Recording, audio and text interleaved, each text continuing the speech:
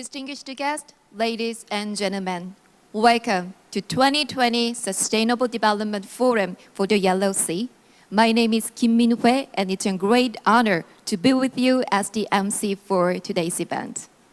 Today's forum is hosted by Korea Maritime Institute and Korea Institute of Ocean Science and Technology and organized by Pyeongtaek University.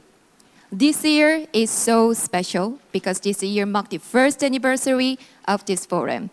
And as you already know, the UN declared the UN Decade of Ocean Science for Sustainable Development from 2021 through 2030, emphasizing the very significance of the ocean in terms of achieving sustainability. And as we go through this tough time, there is a lesson that we have learned. That is, environmental issue is real, and no one can solve this problem alone. In this context, we would like to establish communication channel for sustainable development because we are now being faced with urgent need for international collaboration to combat climate change and marine environmental issues. So this year, we are going to focus on the Pan-Yellow Sea region and discuss pending issues and relations between China and Korea. And I firmly believe that this forum will serve as a catalyst in terms of promoting international cooperation. But before we begin, I would like to deliver some housekeeping announcement. You can go to YouTube channel and search for KMI or SDG Ocean Forum. We will be broadcasting live there. Well, we are joined by distinguished guests here, so I would like to introduce the speakers, panelists, chair, and distinguished guests to you.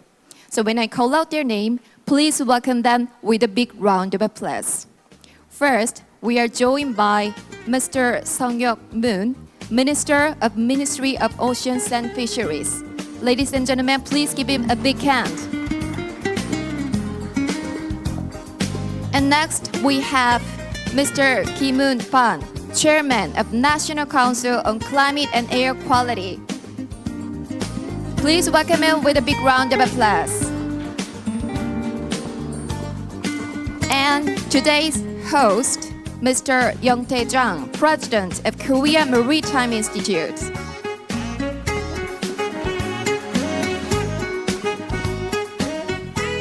And our co-host, Mr. Eun-seo Kim, President of Korea Institute of Ocean Science and Technology. Next, Mr. Soo-gil Yang, the Chairman of Sdocean Korea. Please welcome him with a big round of applause. And Mr. Heung-jo Kim, President of Korea Institute for International Economic Policy. Welcome. And Mr. Moo Hyun Kang, President of Korea Ocean Foundation. And next, so welcome him with a big round of applause. Welcome.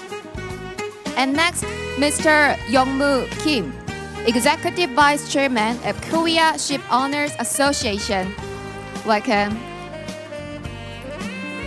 And next, Mr. Myung-young Choi, the Chairman of the Board of Korea Fisheries Infrastructure Public Agency.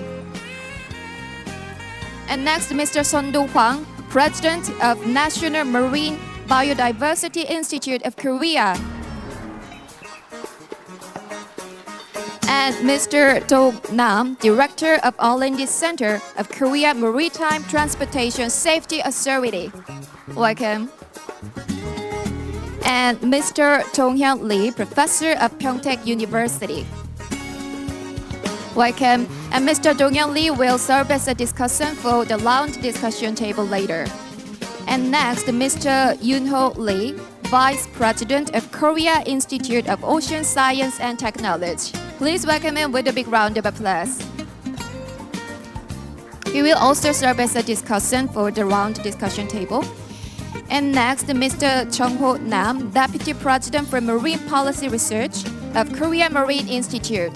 Please give him a big hand. And last but not least, Mr. Shin Jae-yu, Principal Research Scientist of Korea Institute of Ocean Science and Technology. Please give him a big hand.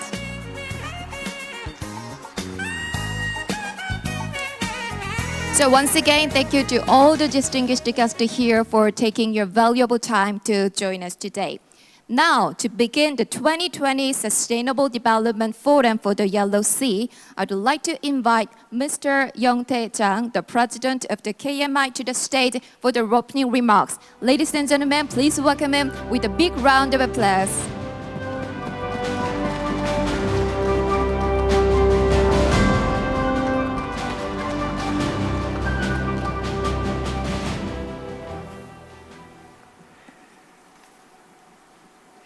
Good afternoon and good morning to colleagues in Europe. I am Jang Young-tae, President of Korea Maritime Institute. Let me first extend my sincere welcome and gratitude to those who are joining us online and offline at this 2020 Sustainable Development Forum for the Yellow Sea, despite the spread of COVID-19. I'd like to thank, in particular, His Excellency Minister Moon Song-hyuk, the Ministry of Oceans and Fisheries, for honoring us with his presence, and Chairman Ban Ki-moon of the National Council on Climate and Air Quality of Korea, who will serve us as a keynote speaker. I also appreciate President Kim Ung-seo of Korea Institute of Ocean Science and Technology co-hosting this forum. I am especially grateful to Secretary General Lim Gi-taek of the International Maritime Organization, Chairman Ariel Hernan Troisi of the Intergovernmental Oceanography Commission, and Ambassador Sing Hae-ming, the Chinese Embassy in Korea, for graciously sending us pre-recorded videos to congratulate the opening of this forum. In 2015, the UN unanimously adopted the 17 Sustainable Development Goals thanks to inexorable endeavors of then UN Secretary General Ban Ki-moon as a new agenda for the whole global society to pursue together. In recognition of the importance of marine environment, the UN designated a specific goal for life below water, officially known as SDG 14, to conserve and sustainably use the oceans, seas, and marine resources for sustainable development. SDG 14 elaborates 7 targets in 3 categories of marine pollution, marine ecosystem, and sustainable fisheries. The first category of marine pollution includes the widely known issue of marine debris and the spread of dead zone due to influx of wastewater from agriculture, livestock farming, and industrial sectors. Issues in the second category of ecosystem are temperature rise in oceans, ocean acidification, and the loss of marine biodiversity. In order to ensure sustainable fishing in the third category, aggressive policies and responses are needed, such as scientific investigation and analysis on marine resources, expanded adoption of total allowable catch, TAC, and promotion of eco-friendly aquaculture. In addition, oceans are subject not only to SDG 14, but are interrelated with many other SDGs. In other words, they are affected by and provide solution to other SDGs, such as SDG 2 in zero hunger, SDG 3 in welfare and health, SDG 6 in the supply of clean water, SDG 9 in industry and infrastructure, SDG 12 to promote sustainable production and consumption of natural resources, and SDG 13 on climate change. Recognizing the pivotal role that the oceans will play in achieving the SDGs, KMI has conducted various policy research and provided support for actual policy implementation. For example, we conducted research on emission control area, ECA or ECA, marine biodiversity of areas beyond national jurisdiction, BBNJ, expansion of marine protected areas, MPA, plastic marine debris, air quality improvement in port areas, smart aquaculture, building international standards in eco-friendly port management and ship technology, and mudflat restoration and management. However, a single institution or a single country cannot find solutions for marine sustainability. In this light, this forum has been organized in order to assess what we have achieved in the SDGs by country and by sector, and identify opportunities for future cooperation. Our discussion this year will mainly focus on the Yellow Sea, located between Korea and China. But following years, we will broaden the boundaries of our discussion to entire Northeast Asian seas. I earnestly ask for your continuous attention and support as today's discussion will not stop as one-off event, but mark as an important beginning for future cooperation and further discussions. Let me express my sincere thanks to Claire Joly from OECD, Guo Yingfeng, Technical Advisor of UNOPS, United Nations Office for Project Services, and Dr. Yushin Jie from KIOST for their contributions as presenters, as well as our panelists, including Deputy Director General Chao Fangli of FIO, First Institute of Oceanography, Peng Chuangsheng, Chief Technology Official of WTI, Waterborne Transportation Institute in China, Vice President Lee Yun-ho of KIOST, Dr. Nam Jong-ho, Deputy President for Marine Policy Research of KMI, and Professor Lee Dong-hyun of Pyeongtaek University. Last but not least, I'd like to deliver my heartfelt, very special gratitude to Chairman Yang Soo-gil of Sustainable Development Solution Network, SDSN Korea, for his relentless engagement and support from the very beginning planning phase of this forum. He offered us with precious and detailed advice on the direction of this forum and program setup, even willing to help us by providing for his own presentation today. Once again, I'd like to thank you for all your participation despite various challenges. I wish you all happiness and a fruitful year. Thank you. Thank you for the opening remarks. He gave us a brief explanation of the purpose of the forum. And as he said, I hope that this forum will be a beginning of making progress in terms of sustainability in the ocean. And the following will be a welcoming remarks which will be delivered by the President of Korea Institute of Ocean Science and Technology, Mr. Eun Seo Kim. The podium is yours. Ladies and gentlemen, please give him a big hand.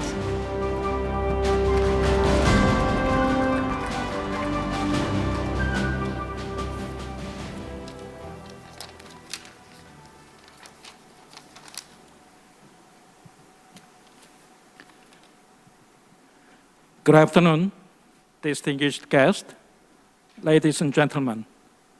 I'm Eun Seo Kim, the President of Korea Institute of Ocean Science and Technology, which is the co-host for this forum. I welcome all the participants and guests to the 2020 Sustainable Development Forum for the Yellow Sea. First of all, I would like to send my sincere gratitude to Minister Moon Sung-hyuk at the Ministry of Oceans and Fisheries, and the Councilman Ban Ki-moon at the National Council on Climate Change and Air Qualities, as well as the former Secretary General of the United Nations, for attending this forum, despite all the difficult situations caused by the spread of COVID-19. Moreover, I thank President Jang Yong-tae at the Korea Maritime Institute for hosting this forum possible in safe environment. I also appreciate President Shin Eun-ju at the Pyeongtaek University, as well as the expert who will be taking part in the debate later on.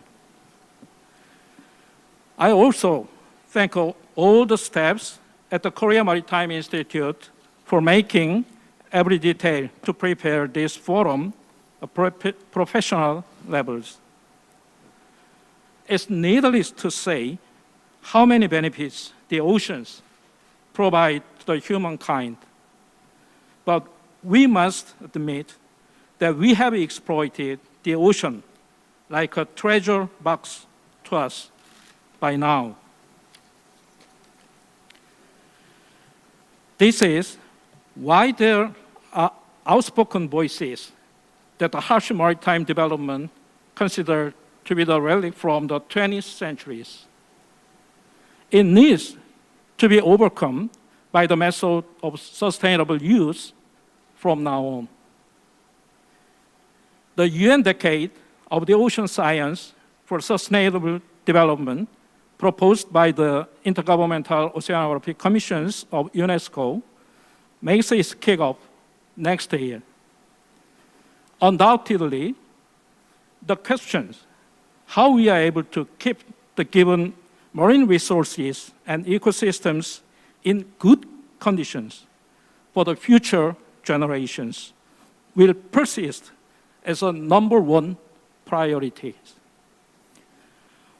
While countries around the globe, including the Republic of Korea, have devoted on solving domestic issues, with the uncontrollable escalation of COVID-19 cases, we must start reviewing the Yellow Sea located between the Republic of Korea and China as a preparation on the upcoming post-COVID-19 period.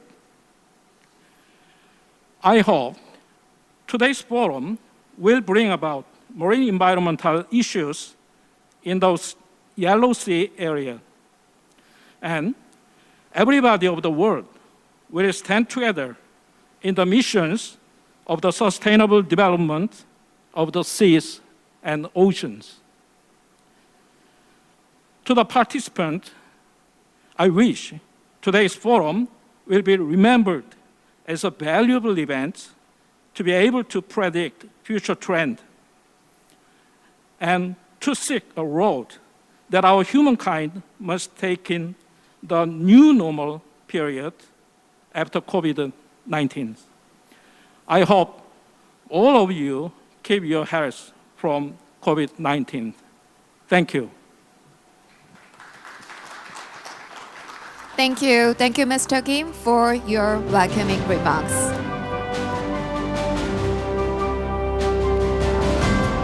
Well, next, and it's a great pleasure for me to invite Mr. Sung-hyuk Moon, the Minister of Oceans and Fisheries, who will give a congratulatory remarks. Ladies and gentlemen, please welcome the Minister with a big round of applause.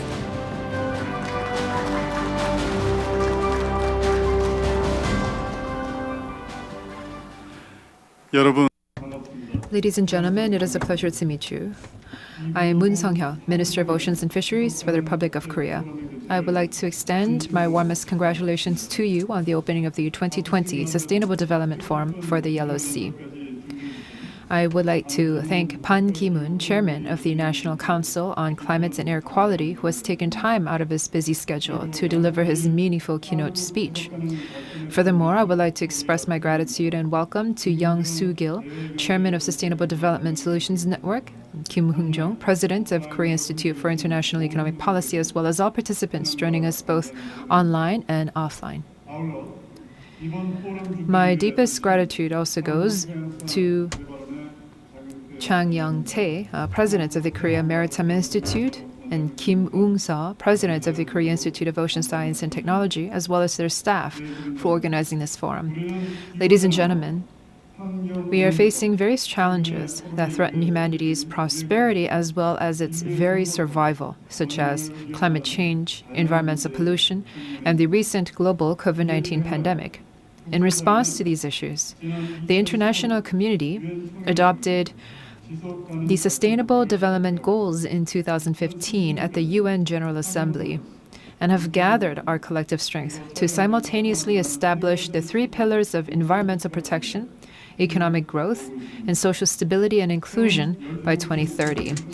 One of the 17 SDG goals is goal number 14, life below water, or it is the conservation and sustainable use of the oceans, seas, and marine resources.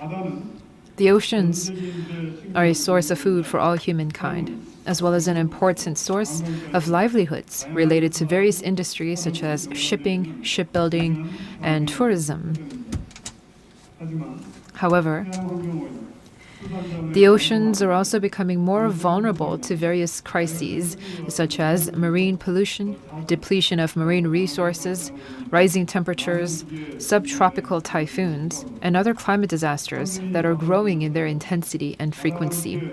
The Republic of Korea is also a maritime country as it is surrounded on 3 sides by the oceans. This is why we must engage in more efforts to overcome these crises. Of all the seas surrounding Korea, the Yellow Sea, which lies between Korea and China, is an important channel for bilateral exchange, as well as a source for wide mudflats, which are a key component of the marine ecosystem. Therefore, conservation and sustainable use are especially important for the Yellow Sea.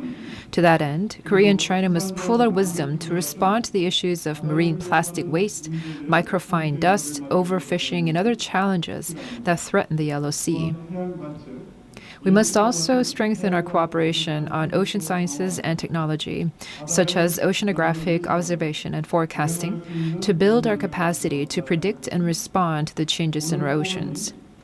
Through today's forum, I hope that we can share our commitment and have active discussions on the sustainability of all oceans. Lastly, I wish everyone here good health and good fortune. Thank you very much. Well, thank you, Mr.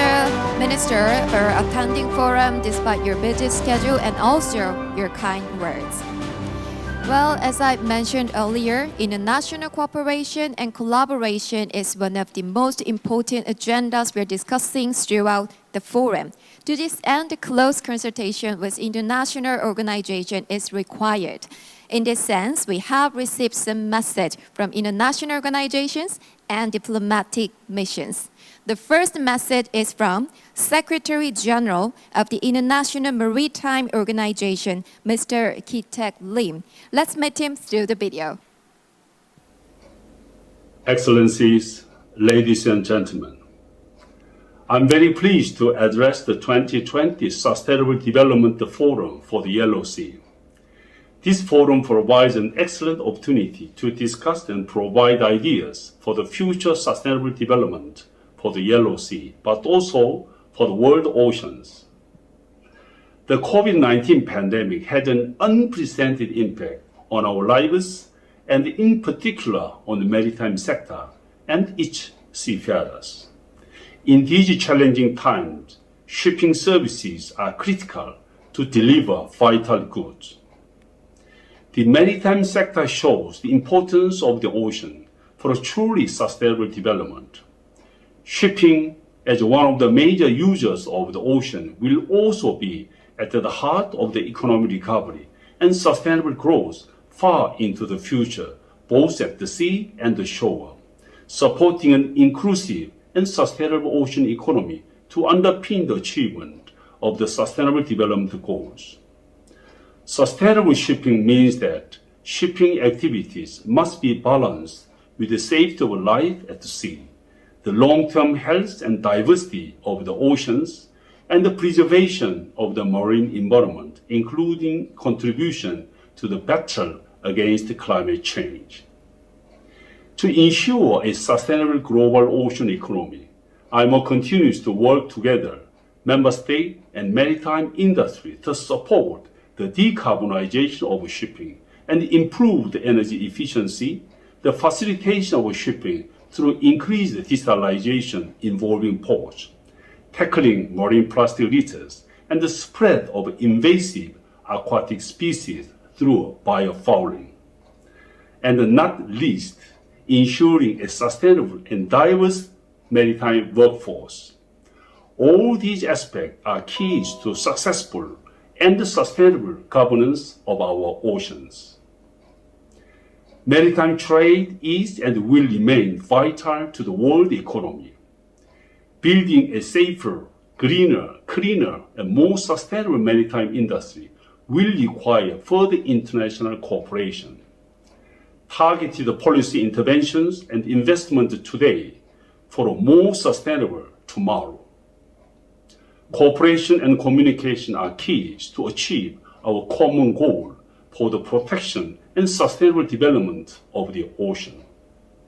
I'm certain that the fruitful discussion you will have today will lead to concrete proposals for cooperation to ensure conservation and sustainable use of the oceans, seas, and the marine resources for sustainable development. I wish you a very successful 2020 Sustainable Development Forum for the Yellow Sea. Thank you. Thank you very much, Mr. Lim. And next, Chairman of the Intergovernmental Oceanography Commission, Mr. Edier Troe, sent us a video message. Let's watch the video.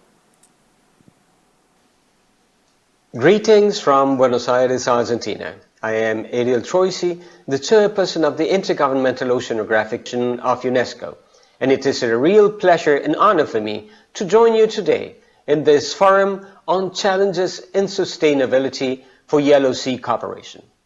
As we all know, the ocean is subject to multiple stressors, and its health is showing signs of decline. It is affecting ecosystems and the services they provide. It's affecting the climate, coastal populations, offshore operations. It is affecting a sustainable ocean economy. We are just a few weeks away from starting a great journey, the UN Decade of Ocean Science for Sustainable Development, an opportunity to change tack in the way we observe and produce knowledge in support of decision-making. In the true spirit of the decade of co-design, co-development, and co-delivery, the strengthening and further development of synergies and partnerships are critical to achieve our goal, to get to the ocean we need for the future we want. And it is therefore why forums like this one are so important. I would like to thank the organizers for providing me with the opportunity to address you in this opening, and I wish you a very successful meeting. Thank you very much. Thank you for the message. Last but not least, Ambassador EMP of the People's Republic of China to the Republic of Korea, Mr. Haiming Singh sent us the message. Please refer to the subtitles at the bottom of the screen, and please let's meet him through the video. 尊敬的文成赫部长、潘基文委员长、各位嘉宾，大家好！十分荣幸应邀出席此次2020黄海可持续发展国际论坛开幕式。在此，我谨代表中国驻韩国大使馆对本次活动的举办表示热烈祝贺。海洋是资源的宝库，是人类社会可持续发展的基础。近年来，海洋灾害不断加剧，海洋污染日益严重，导致海洋生态环境日益脆弱，极端恶劣天气频发，跟人类可持续发展带来严重威胁，引起全球高度重视，急需各国携手合作，共同加强对海洋生态的保护。中国政府始终高度重视海洋生态环境的保护和修复，坚定不移贯彻尊重自然、顺应自然、保护自然的生态文明理念，维护海洋生态系统的完整性，保障海洋生态系统的健康。近年来，中国近岸海洋环境质量明显提高。2019年，近岸海域优良水质面积比例高达76.6%，比2012年增加了12.9%。今后，中国将继续积极致力于提高海洋资源保护水平。不久前，中国共产党19届五中全会胜利召开，会议审议通过了“十四五”规划和2035远景目标建议，提出贯彻新发展理念、构建新发展格局的重要举措。目前，中国正在抓紧制定海洋生态环境保护“十四五”专项规划。在加强海洋生态环境保护和修复的同时，世界各国还应携手合作，持续推动海洋生态经济发展，从而实现人类和海洋环境协调可持续发展的目标。中韩双方应以此次论坛为契机，加强在生态保护、海洋经济等领域的深度合作，以构建高效和谐的大生态经济系统为目标，遵循自然规律和经济规律，进一步推动环黄海生态经济区建设，共同维护区域生态系统的稳定性，推动区域内生态型循环经济快速发展。环黄海生态经济区建设有着良好的基础条件和发展前景。一是地缘文化相近和得天独厚的区位优势，为中韩两国在区域内扩大经贸和投资合作提供了更多便利。二是中韩两国在自然资源、产业、技术、人才等方面互补性较强，可实现对资源的进一步优化配置。三是两国在 FTA 机制下设立了4个产业园和1个国际合作示范城市的合作平台，为两国开展海洋生态经济先行先试合作创造了有利条件。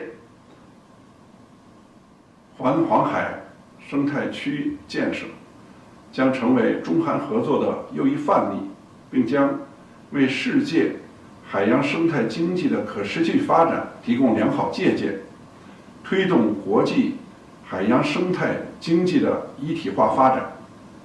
当前，在全球疫情肆虐和逆全球化浪潮冲击的背景下，区域合作面临新的挑战和发展机遇。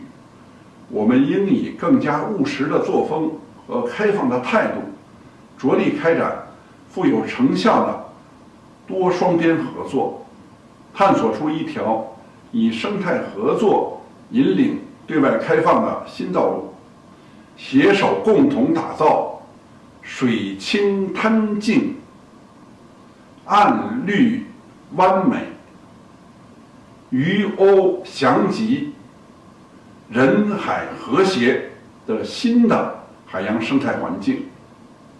最后，衷心祝愿此次活动取得圆满成功。谢谢大家。 Well, thank you. Thank you very much for the message. They couldn't join us here due to COVID-19, but I believe that their expectations and support for the forum were delivered to you through the video message. Thank you for the message, and once again, I would like to convey our sincere gratitude to all the speakers for their remarks.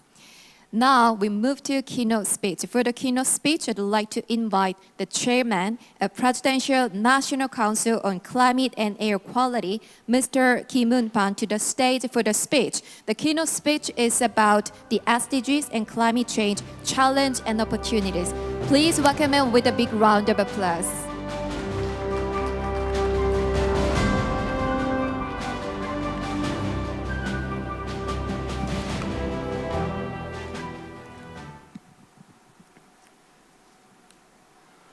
Honorable Moon Sung-hyuk, Minister of Ocean and Fisheries,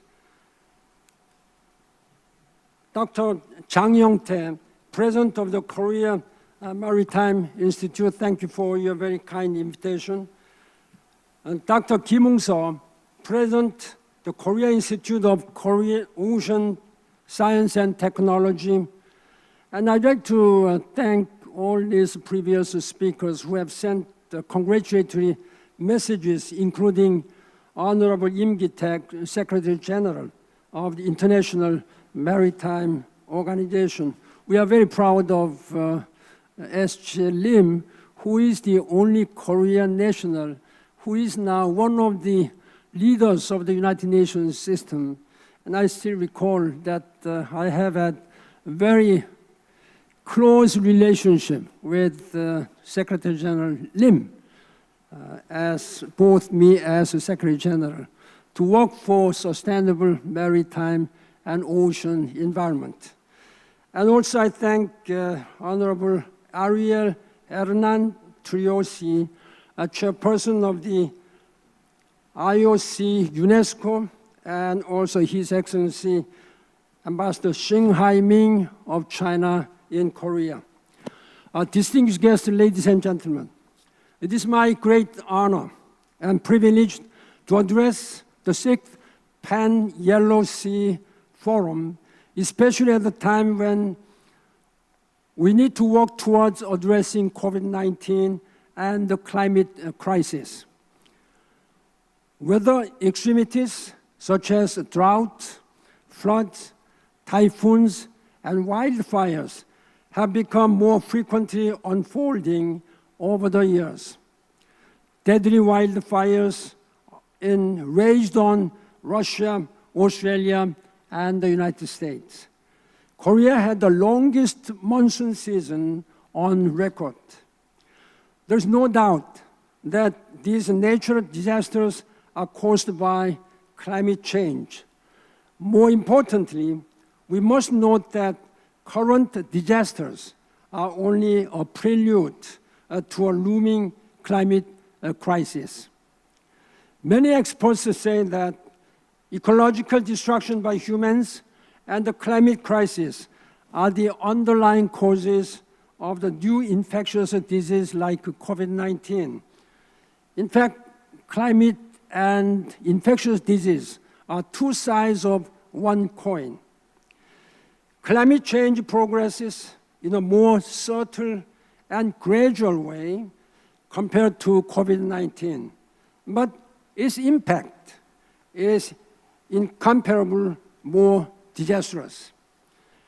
If we fail to respond now, we will inevitably face catastrophic consequences. Ladies and gentlemen, based on the consensus that humanity's sustainability is at serious risk, the 17 goals were adopted by all the member states of the United Nations in 2015 when I was Secretary General. The United Nations has adopted these 17 goals, envisaging a world free of poverty, hunger, and disease, a world that offers equal opportunities, and a world where all life can thrive based on mutual trust, regardless of country of origin, ethnicity, race, gender, or generation. In SDGs achievement, the ocean's role is critically important. The ancient Greek epic poet Homer once called the ocean as the source of all, the source of all. Indeed, the ocean is indispensable to human survival, as it hosts the full spectrums of marine life, and it is where a wide range of economic activities take place. Among the 17 goals, one with the direct correlations is goal number 14, life below water. However, other goals also have much relevance to the ocean. For example, since prehistoric times, people have consumed important nutrients such as proteins and dietary fiber from the ocean. So the ocean is one of the main tools to achieve goal number 2, zero hunger. As proposed by the European Union, ocean energy could satisfy 15% of EU power demand in 2050. As such, the ocean is a natural reservoir of renewables such as offshore wind, wave power, tidal power, and marine biofuel.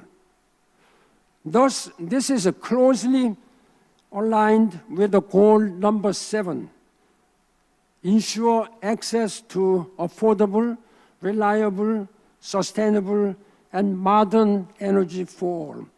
This is really a sustainable energy. As more than 95% of the world's trade volume is being transported through the sea, maritime infrastructure is vitally important to sustain international trade. In particular, for Korea, that is largely dependent on foreign trade, stable supply and recovery of infrastructure in offshore regions is critical for its sustainable development. It is also deeply concerning that a significant amount of land waste is flowing into the sea. Therefore, protection of the marine environment and integrated management of the land and the sea are equally important to achieve SDGs as a whole. Ladies and gentlemen, since the COVID-19 outbreak, we learned the hard way that self-serving actions only put us at all risk. In order for us to respond to climate change and achieve SDGs, we need even greater collective efforts of the international community than what is required for the COVID-19 response. In this context, I'd like to touch on the recent US presidential election results from the November 3rd. As you may already be aware, President-elect Biden has not only proposed the 2050 net zero target, as well as a $2 trillion investment in the Green New Deal, but also pledged to return to the Paris Climate Change Agreement. Upon entering new climate regime in 2021, I wholeheartedly welcome the return of the United States to the Paris Climate Change Agreement. It will restore and strengthen global solidarity. It will help reinvent the multilateralism, in fact, which has been in disarray during President Trump's era. In particular, President-elect Biden's appointment of the former Secretary of State John Kerry as a special presidential envoy for climate change clearly demonstrates that response to climate change is going to be a top priority of the incoming administration.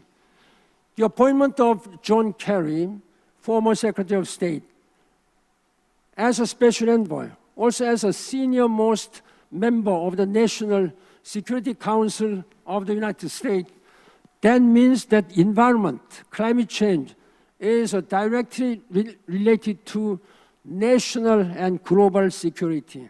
And I had a very good video talk with him a few days ago, just a few days before he was appointed. And we agreed that we work very closely between Korea, United States, and China, as we did to lead this climate change negotiation in 2015. He assured me that he will do his best, even though he was not sure whether he would be appointed. But I told him that I read in the newspaper that you would be appointed as a special envoy. He was laughing, but he knew that by that time, he knew that he would be appointed. It's a very good news, strong, positive message by the United States that they are committed and returning to multilateralism. Ladies and gentlemen, as you may all be aware, Joe Biden has not only proposed the 2050 net zero target and also $2 trillion, then this means a huge boost in terms of forging political leadership among Europeans and those countries who might have been lingering to join this climate crisis road. I'm sure that China will also closely work together with the United States, even though they may have some political differences. But this has nothing to do with the politics. This has a global agenda. Ladies and gentlemen, the Earth does not wait for us. In April 2018, I met His Holiness Pope Francis in Rome, in Vatican. While discussing about climate change, he told me that the God always forgives, a human being sometimes forgives. I think that seems to be true. Then he said finally, the nature never forgives. As a Secretary General, I've been speaking out to the member state. The nature has its own way to go. We cannot negotiate with the nature. We have to follow what nature told us. In last May this year, Pope had unusually some press conference himself. He normally doesn't have press conference. He said that the challenges and difficulties we are now facing caused by COVID-19 he said that he didn't know whether it is a revenge of the nature to the human being. But he was sure that it is a message. It's a message that nature is now giving to our humanity. Again, this is very, very right. And we have to really listen and follow the way nature goes. There's only one way out before reaching the tipping point where the earth cannot hold any longer. Humanity must change first and achieve a bold, innovative reform on the socio-economic structure. Distinguished guests, ladies and gentlemen, we should no longer fall for the divisive notion that environmental protection and economic growth are mutually exclusive. There should be green paradigm shift in almost all aspects of our life. Without such a paradigm shift, we will continue to encounter the vicious cycle of viral outbreaks. In the post-corona era, we should have SDGs serve as the foundation, as the guide of our life in every aspect of our lives. The United Nations has presented several such visions in the past, but by far, by any standard, by any category, this SDG is the most ambitious, most far-reaching visions the United Nations has ever presented to humanity. We must make sure that we have it as our guide. Our government,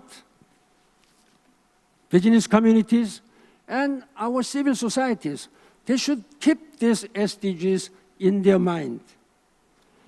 In fact, it is highly encouraging to see the global movement of green transitions to overcome the economic crisis brought by COVID-19. Last July, the Korean government announced the Green New Deal. To achieve green transition, the following 3 points should be considered as our future direction to take. The first, there should be a clear and consistent vision that ensures the Green New Deal serves as not a mere economic stimulus, but a socio-economic transformation. The Green New Deal proposed by President Moon should be focused on a just and inclusive transition where no one is left behind. This is a very important philosophical vision, that nobody should be left behind, regardless of what you are. Second, as of now, around 110 countries have considered declaring net zero target to limit the global average temperature rise below 1.5 degrees Celsius by 2100. European Union has set the net zero target for 2050 as is a top priority. China, the largest greenhouse gas emitter, also pledged to become carbon neutral by 2060 at the UN General Assembly last September. Finally, very encouragingly, on October 28, President Moon Jae-in of Korea announced Korea's ambitious plan to achieve net zero emission by 2050. I wholeheartedly welcome Korea's determination. I sincerely hope that the concrete action plans and policy roadmap are drawn up in accordance with the 2050 target as quickly as possible. Third, taking a more fundamental approach to green transition, I'd like to emphasize the importance of environmental education for our future generation, for sustainable development, on individuals' thoughts and actions, behaviors should change first in order to bring about constructive change in the society as a whole. In particular, our children, starting from elementary school, at least up to high school, they should be given this education on environment. They should know how to live harmoniously with our nature.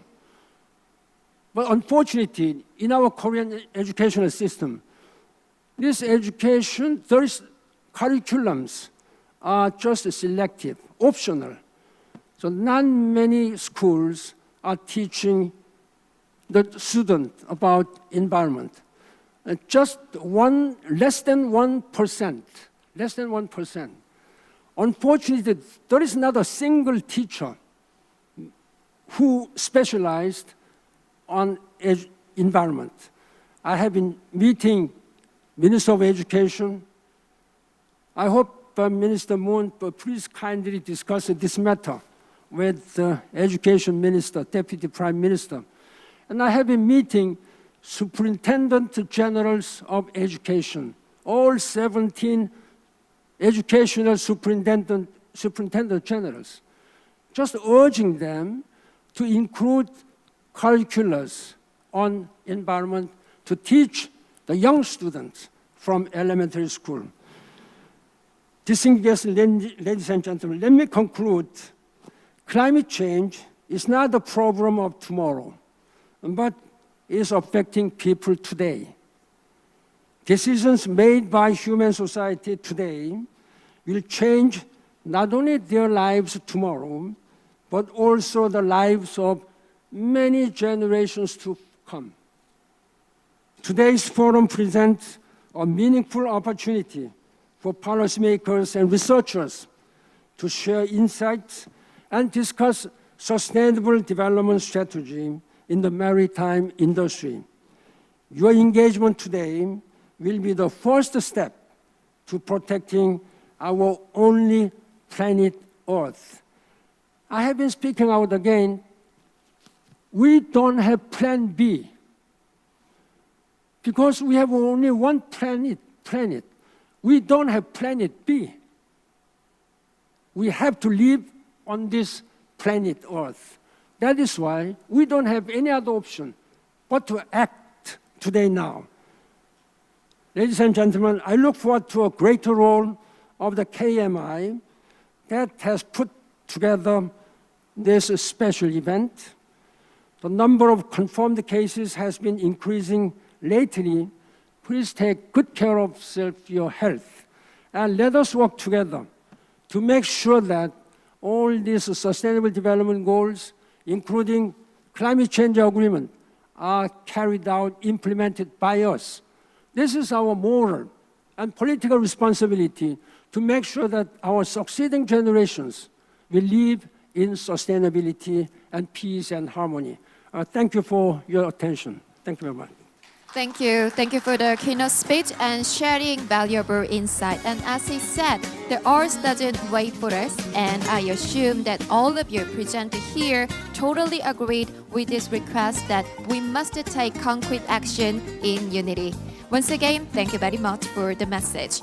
With that, we wrap up the opening ceremony. From now on, we are going to have a short break, and after that, we are going to move on to thematic lectures and round discussion table. We'll commence at 2:35. Thank you. And for the distinguished guest, we are going to take commemorative photos, so please come to the stage. The Korea distinguished Maritime guest in the first, Institute second, is the and third place row, where please ocean come to the experts come stage for together the photos. and bring their passion for the 네, 그럼 development 기린 of Korea 여러분께서는 and 기념 national 촬영을 위해서 economy. 잠시 무대 It is a 앞쪽으로 global hub for 나와주시길 marine 바라겠습니다. research, developing national maritime and fisheries policies, and leading the future.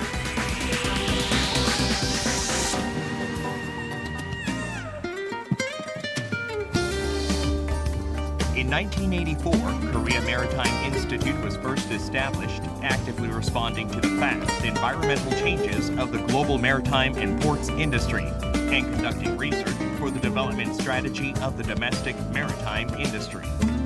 Then in 1989, the Institute expanded its existing research functions on port and maritime policy. In 1997, the current organizational structure was established after consolidating the research functions of the maritime and fisheries sector scattered throughout various organizations of Korea. Having grown into a research institution for maritime and fisheries policy, KMI has 5 research divisions, including Industry Intelligence and Strategy, Marine Policy, Fisheries Policy, maritime 네, 다시 industry 한번 and 오늘 safety, 참석해주신 port 귀빈 and 여러분들께 logistics 감사 division, 인사드리도록 하겠습니다. supporting 네, 여러분 division. 박수 한번 주십시오. Today, all the staff members of KMI are making ceaseless efforts to research activities for Korea to become a global maritime power.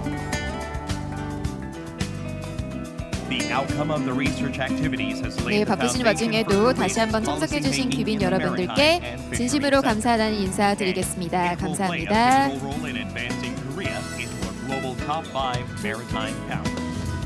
The Industry Intelligence and Strategy Research Division is responsible for analyzing and providing pertinent industrial information, statistics, and trends in order to respond to the ever-increasing competition in the global maritime and fisheries sector. Doing so contributes to the development of national maritime and fisheries policy, relevant industries, and the lives of Korean people. While undertaking policy research on the Arctic, Antarctica, and Dokdo Island, the Industry Intelligence and Strategy Research Division is conducting a comprehensive research on maritime and fisheries policy with China. The Marine Policy Research Division has developed national marine policies, contributed to raising the quality of life, and invigorated the national economy. For this purpose, the Marine Policy Research Division continues to establish the most advanced coastal management system in the world, legislate maritime-related laws, manage the marine environment and ecosystem, and promote marine tourism and culture. While shifting the fishery resource management policy from catching to farming, the Fisheries Policy Research Division has conducted a broad fisheries-related research agenda, including the development of a profitable fishery industry and healthy seafood culture. Furthermore, the division strives to make fishery into an industry of the future. For this, it is establishing a new fishery policy to respond to climate change, secure overseas fishery resources, and prepare measures to promote exports. Facing business changes of the global shipping and shipbuilding industries, the Maritime Industry and Safety Research Division is strengthening its industrial foundation, such as shipping finance. Also, the division is analyzing the trends of maritime safety and environmental regulation carried out by the IMO, with an aim to providing Korean companies with response measures. Furthermore, it is contributing to strengthening the competitiveness of Korea's maritime and shipping industry through the research on the advancement of national maritime transportation. The Port and Logistics Research Division is exercising its leadership capacity for the development of mega container terminals, efficient port operation systems, and the introduction of port clusters, as well as overseas port development. The division is driving the advancement and development of regional port cities by promoting the convergence between ports and logistics. To achieve this, the division is searching for new trade and logistics routes connecting Asia and Europe, opening various avenues for Korean companies to enter the overseas market, and preparing measures to vitalize port interlinks.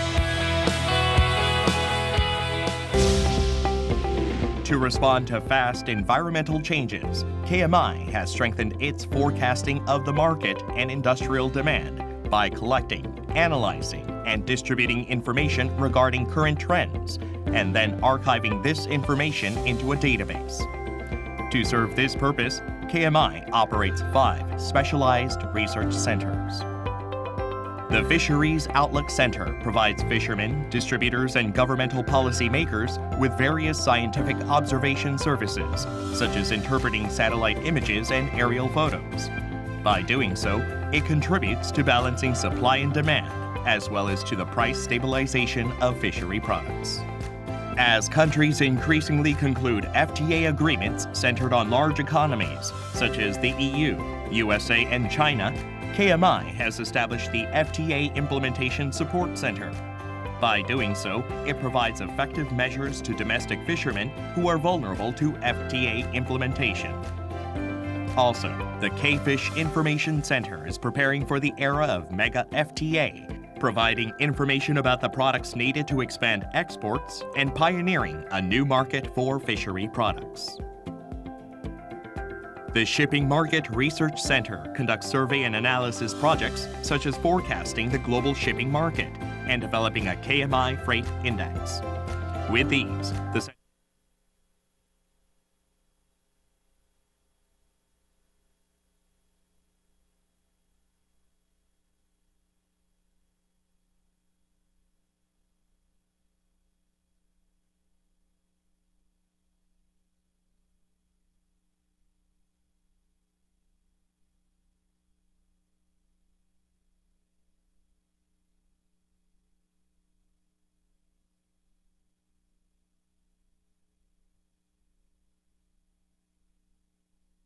take off and become the world's leading research institute.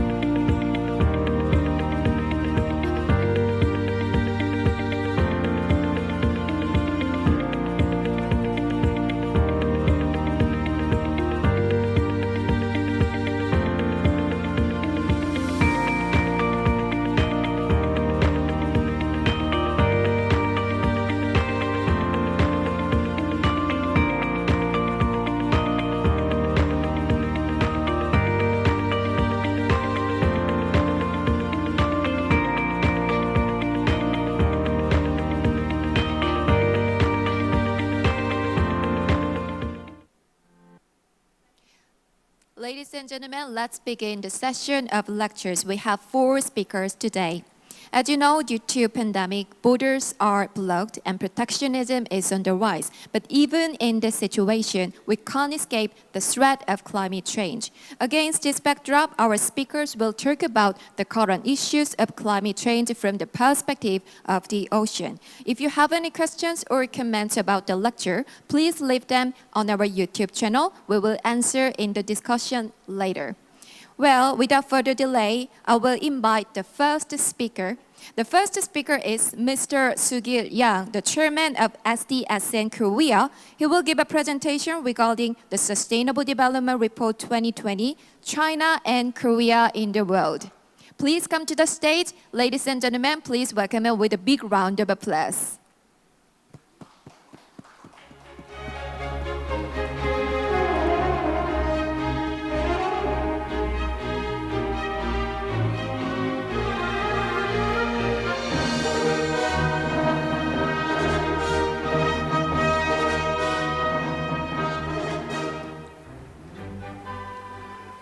Can I have more audience for me to before I start?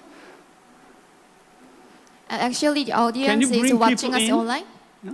Watching us online because we have just limited number of audience on site. But So this is all the offline audience yes, that I have here? Okay.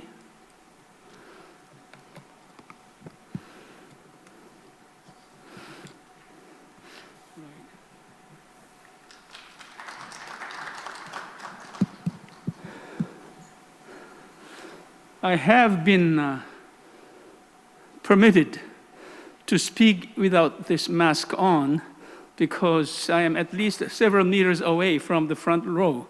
So I'll take this off with that if that's acceptable to you. So thank you. Let me first of all thank the 3 host institutions of this forum, and especially Dr. Chang Yong-tae, President of KMI, for this honor of delivering this keynote lecture on the Sustainable Development Challenges facing China and South Korea. I will be speaking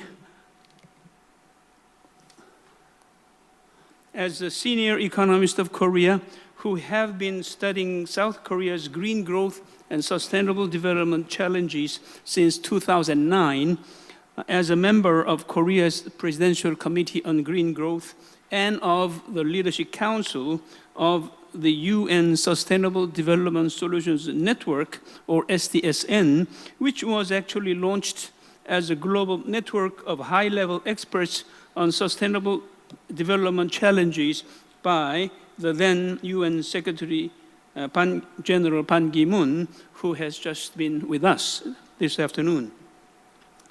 And I would like to begin by recalling two momentous events of huge implications for the world which happened in the year 2015. And one was the adoption of the 2030 Agenda for Sustainable Development, including the 17 Sustainable Development Goals, or SDGs, as a universal action agenda at the United Nations Summit in September. The purpose of this was to transform the world for sustainable development by 2030. And this came as a result of 3 years of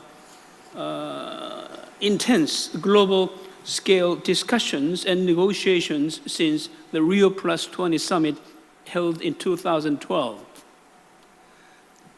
The other momentous event, probably of even greater significance to the human race, was the adoption of the Paris Agreement at the 21st Conference of Parties meeting of the United Nations Framework Convention on Climate Change, or UNFCCC, in December, after decades of global negotiations and bitter struggles.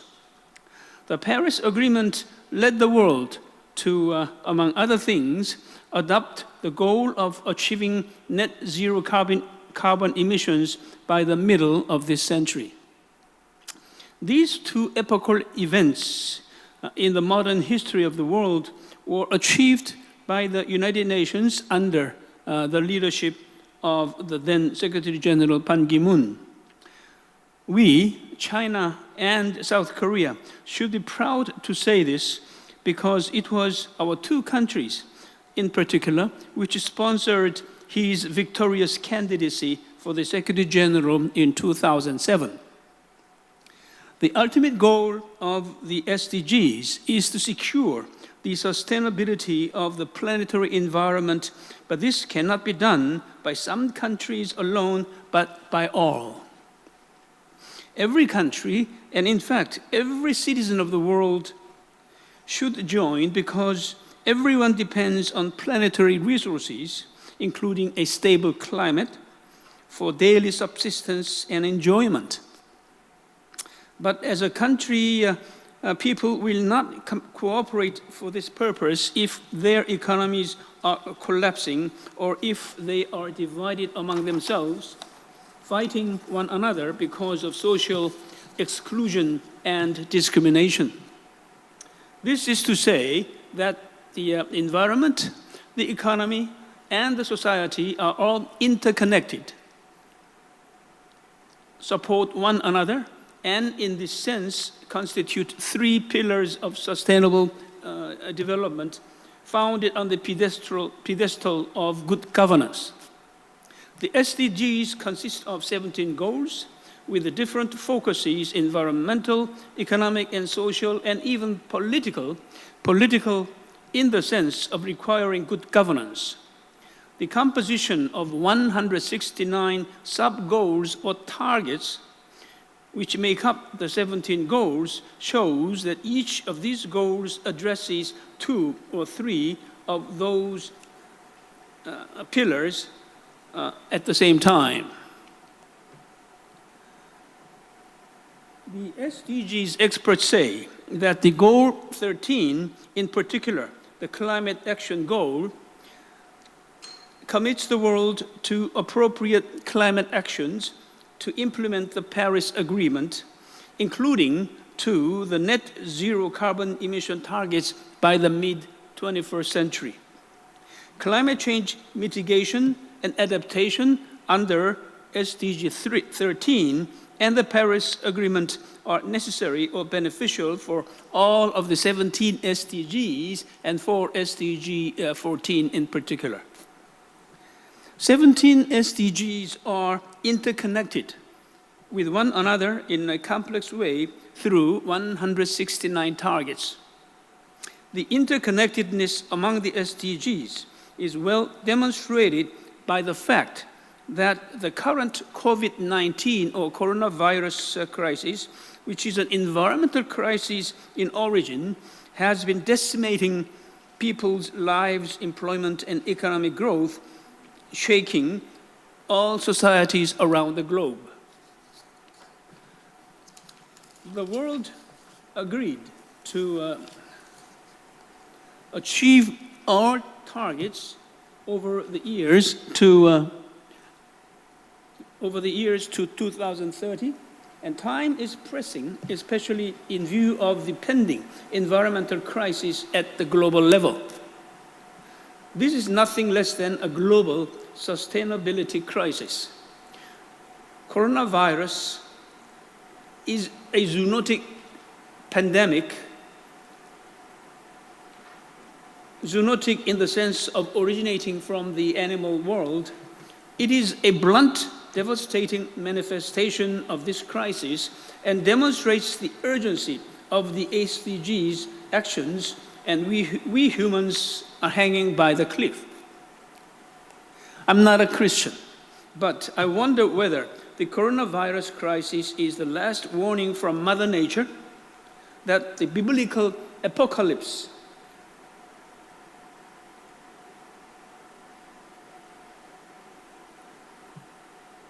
is about to strike us. The apocalypse is said to be brought by 4 horsemen: conquest on a white horse, war on a red horse, famine on a black horse, and disease and death on a pale horse.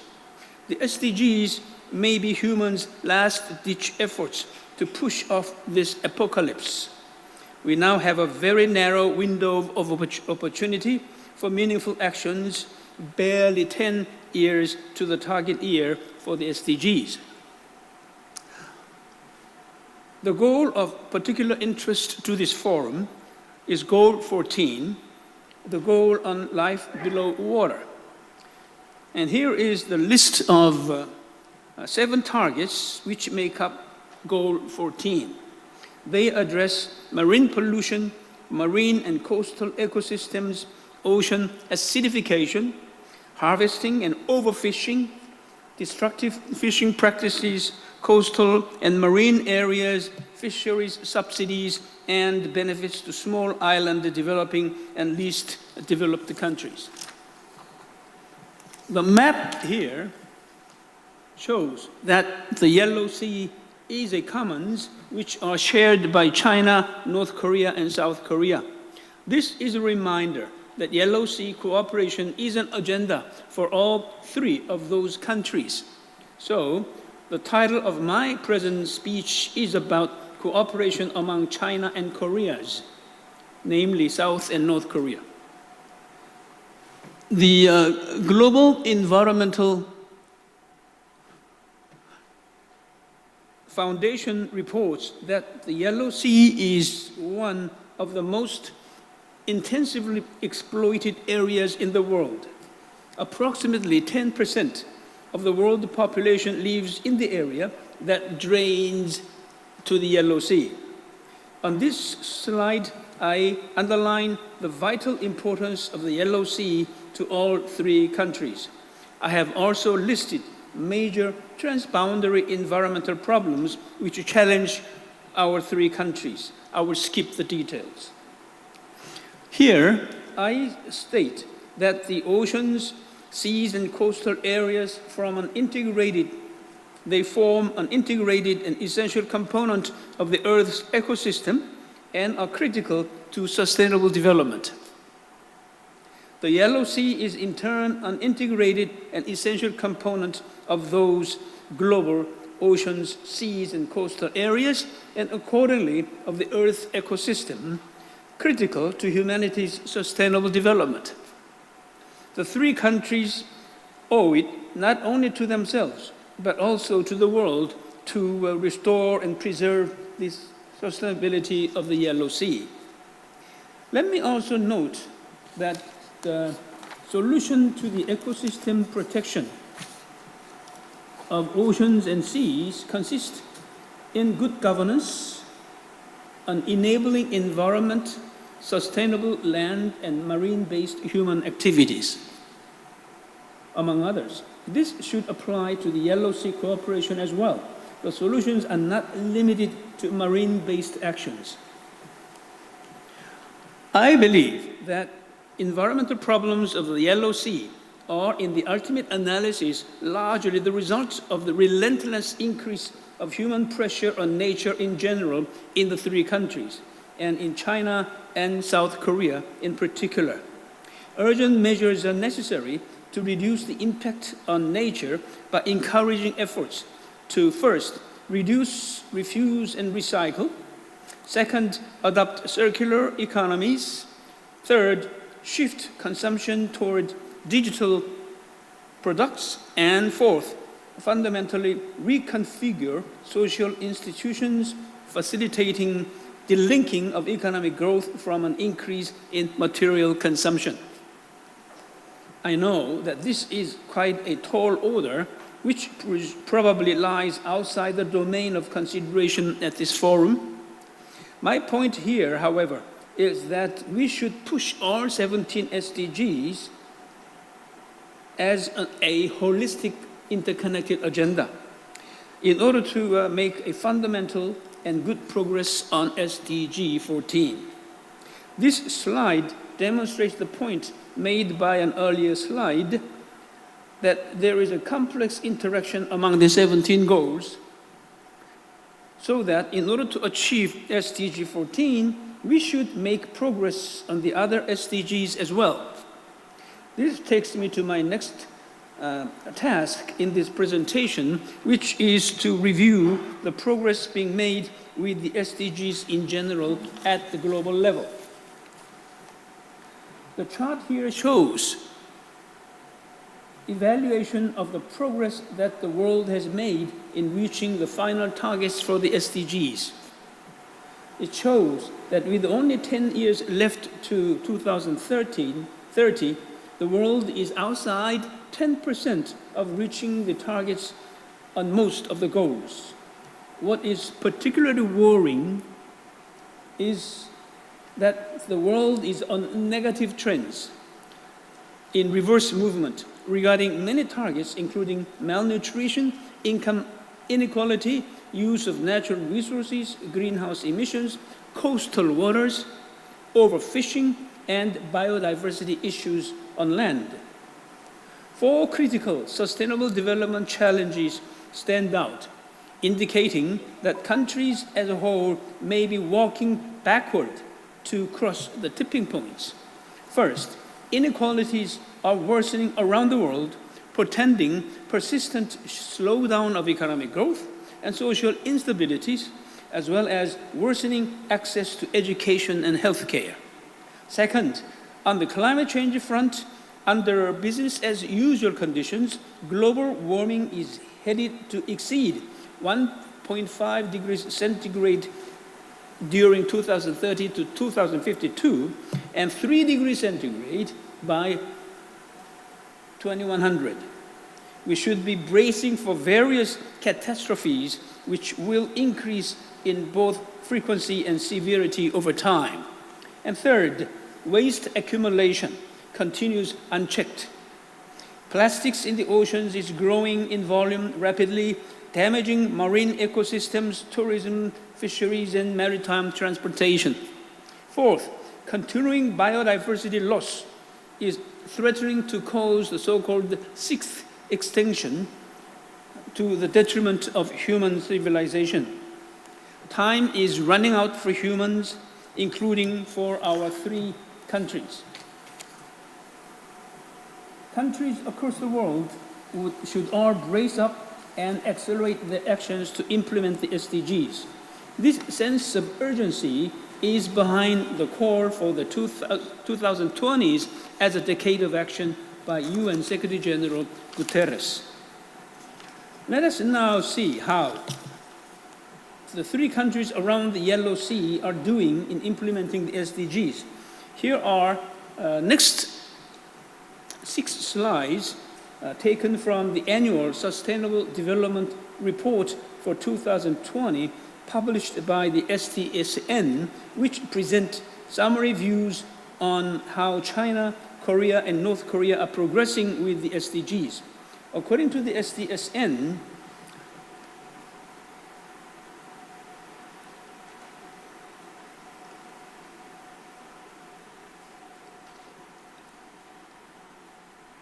According to the Sdocean, China's SDG index had a value of 74% as of last year, and this means that China has come 74% of the way to the SDGs.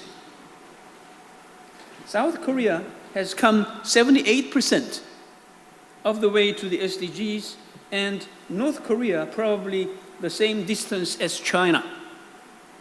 To view these developments in global perspectives, Sweden, the best performing country, had the SDG index value of 85%. And the 13th ranking United Kingdom's SDG index was 80%, and the 17th ranking Japan's index was 79% as of last year. And in fact, none of the countries around the world seem to be on track to achieve all SDGs.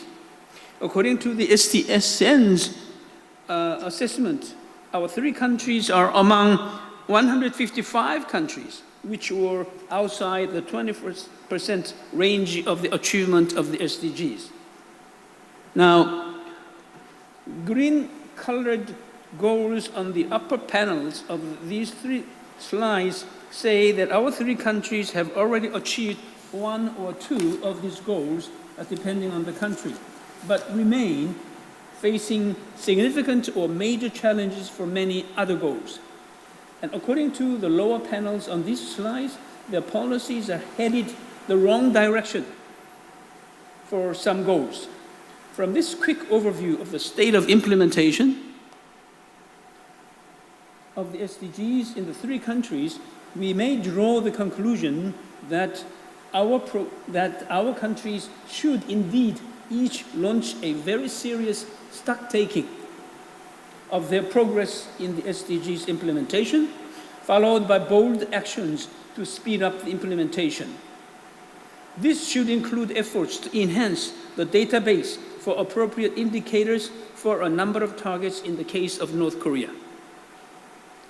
The upper panels in these 3 slides show the implementation status of the respective countries for SDG 14. The gold color is red for China.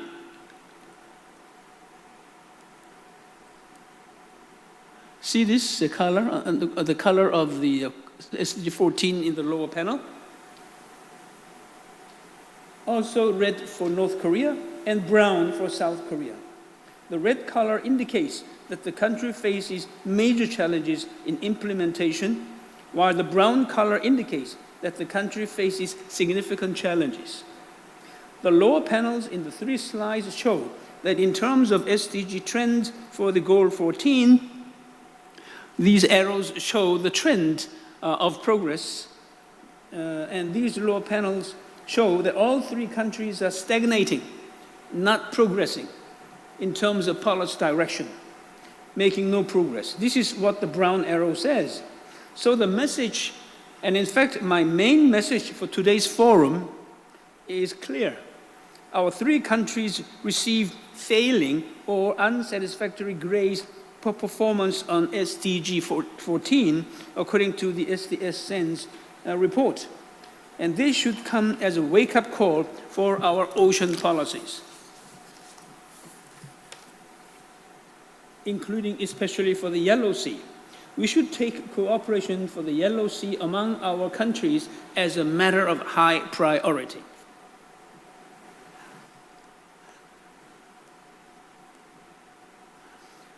The slides here show the performance by the respective countries on the SDG 14 by selected indicators.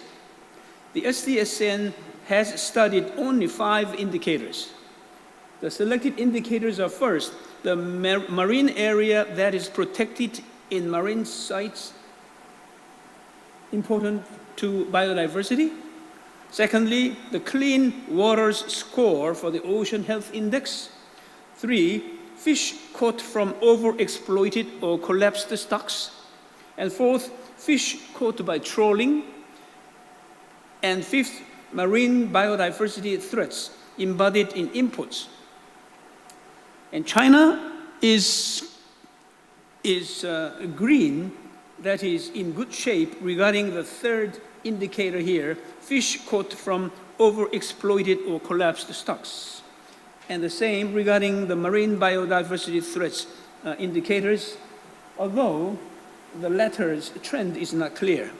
China is in bad or unsatisfactory shapes regarding protected marine sites for biodiversity, ocean health index, clean water scores, and fish caught by trawling.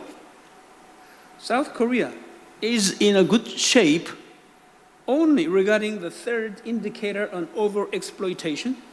The country is in bad or unsatisfactory shapes regarding all other indicators. North Korea is in a similar situation to China. Let me now turn to assessment of the state of government efforts to implement the SDGs in general in China and South Korea as reported by the SDSN. No assessment is available for North Korea. Now, SDSN identifies 4 criteria for such assessment. First, has there been high-level statement about the importance of and the need for the SDGs implementation at the highest level of the government, like the President or Prime Minister? Second, is there budget allocation for this purpose? Third, is there a national monitoring system on the SDGs in place? Fourth, have there been efforts to engage stakeholders in the national implementation efforts? According to the SDSN's assessment, there have been high-level statements in both countries, but no budget allocation in either country. On the other hand, the SDSN reports that China has no national monitoring and no stakeholder engagement, while South Korea has both in place. I should, however, note that this report on South Korea is inaccurate regarding national monitoring. In 2018, South Korea developed and adopted a Korean version of the SDGs called the K-SDGs, consisting of 17 goals, 122 targets, and 214 indicators for comprehensive monitoring of the implementation. However, the K-SDGs remain inoperable for now because the National Assembly has so far failed to legislate a framework act to establish a high-level intergovernmental body for monitoring, assessing, and coordinating the implementation at the national level. As a result, South Korea has nearly completed drawing the dragon, but not yet drawn in its eyes to complete the painting. The good news is that the government is preparing to submit the necessary bill to the National Assembly to launch such a coordinating body sometime next year. So it seems that next year should be a very opportune time for those institutions interested in ocean sustainability to launch serious efforts to do stock taking as well as pushing implementation of the SDG 14 by targets. This slide here shows that there is a glaring failure on the part of both China and South Korea in efforts to implement the climate action goal, the SDG 13, inclusive of the Paris Agreement goals. Both countries' commitment to greenhouse gas emission reduction is considered by the international community to be highly insufficient. In fact, the international media include Korea and China among the countries or groups of countries which they call climate rogue, bad guys, I mean.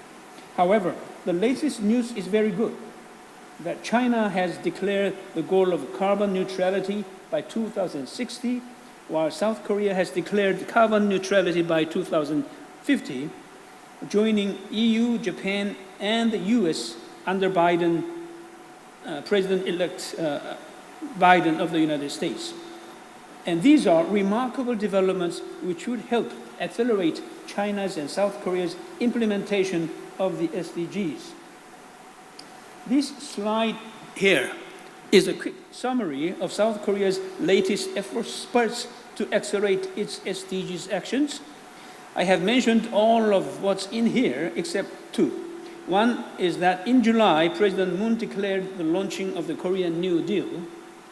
This consists of enhancement of social and employment safety nets, a Green New Deal and a Digital New Deal for concerted efforts to be made over the years up to 2025. The other significant spurt has come in the form of President Moon's announcement in November that he would soon launch a presidential committee on carbon neutrality by 2050. All in all, and this is my last slide, South Korea has stepped into a decade of exciting, serious, and bold actions to implement the SDGs in earnest. I'm afraid that I'm not in a position to examine the current situation in China in this regard. But so let me now conclude my presentation with the following suggestion to this forum, that sharing the Yellow Sea as well as the atmosphere above, including the particulate matter air pollution, makes China and two Koreas natural partners for cooperation for transboundary sustainable development challenges. I believe that North Korea may not be amenable now, but will join when the time is ripe, so long as the door is left open. And there is a lot of information, experience, wisdom, technology, and specific projects for the three to share for this purpose, and Japan too may be invited to join. But first of all, each country should begin by ensuring progress with SDG 14 indicators goal for 2030. In closing, I would like to add that the Yellow Sea Cooperation for Sustainable Development will make Northeast Asia an inspiring model of regional cooperation for sustainable development, as well as a catalyst for inter-Korean cooperation. And thank you very much for your kind attention. Thank you for the lecture, Mr. Yang. It was so insightful. Once again, thank you very much for your lecture.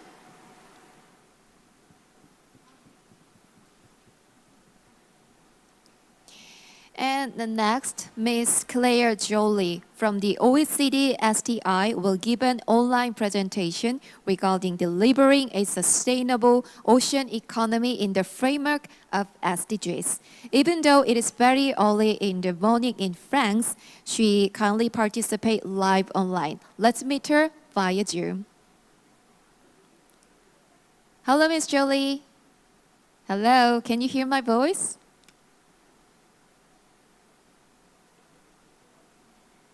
Miss Jolie, can you hear my voice? Hello, can you hear me? Oh, yes, we can hear you. And thank you. Thank you for joining us. Ladies and gentlemen, a very, very good morning, afternoon to you all from Paris. It is a great pleasure and a privilege to be part of this conference organized by our Korean colleagues from KMI. Thank you for the kind invitation. At OECD, we look back on a long and fruitful history of cooperation with Korea. Next year will be actually the 25th anniversary of Korea's joining the OECD as the organization's 29th member. Since then, Korea has become a champion for the ocean economy. Korea was among the very few countries, including Norway and Portugal, which took the lead in helping the OECD start the work on the ocean economy. Back in 2011, following a visit in Paris by the Korean Maritime Institute, KMI, the institute demonstrated considerable foresight in supporting the OECD to develop a first scoping report on the sustainable ocean economy. This was followed by a joint international symposium organized during the Expo 2012 in Yosu on the future of the ocean economy, a green growth perspective. And it really helped lay the foundations for the OECD work on the ocean economy. Since then, the challenges have been growing for the ocean economy, but much progress has already been made in trying to make it more sustainable. My presentation today will provide you with an overview of where we collectively stand in terms of delivering a sustainable ocean economy in the framework of the SDGs.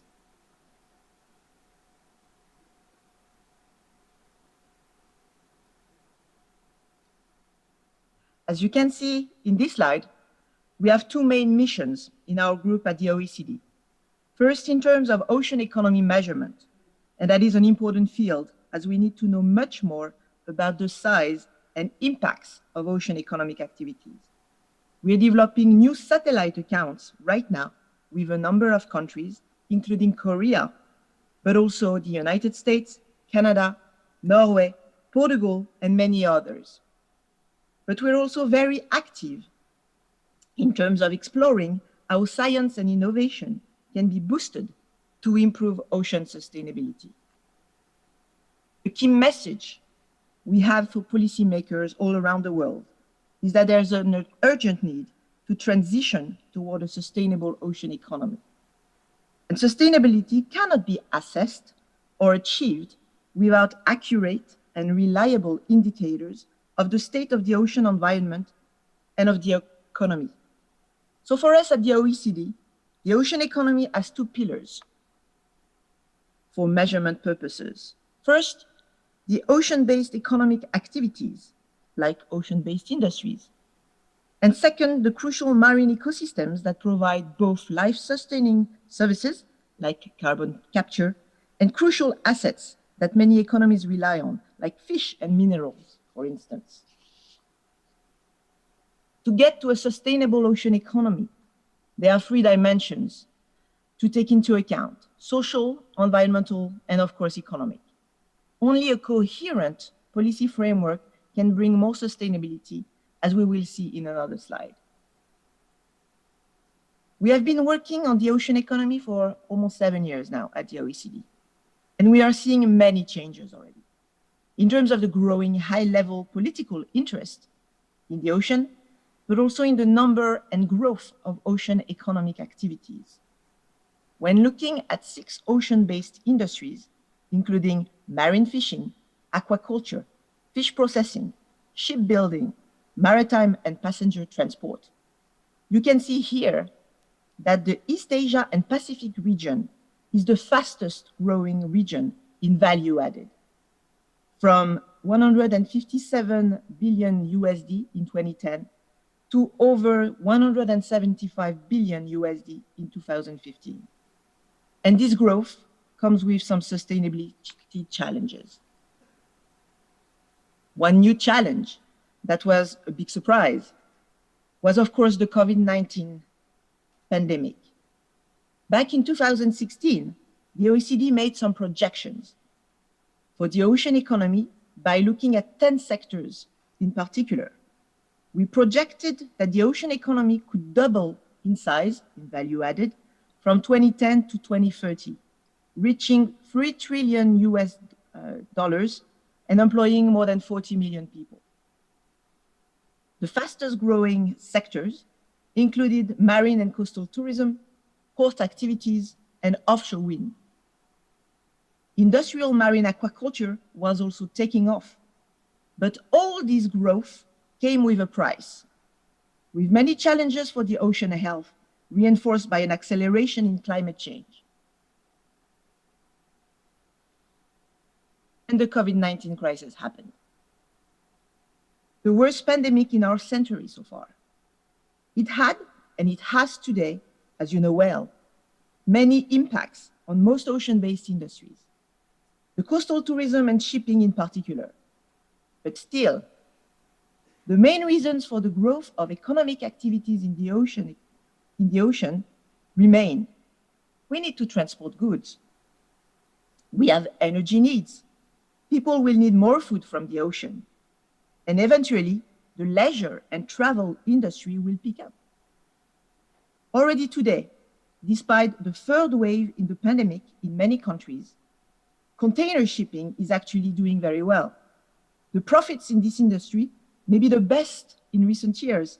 This is pushed by the retail industry in North America and in many European countries, as the many shops need to restock their inventory, and because of the renewed trade and the Christmas shopping, I have to say.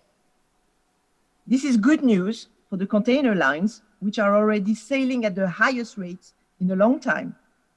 But the challenges I mentioned earlier have not disappeared at all because of the COVID-19 crisis. They will get worse, and government need to tackle these challenges and encourage sustainable industry practices as much as possible. We have a general framework with the 2030 Agenda for Sustainable Development, as was very well described in the previous presentation. It is very broad and ambitious, with 17 sustainable development goals and 169 targets to be achieved globally by 2030.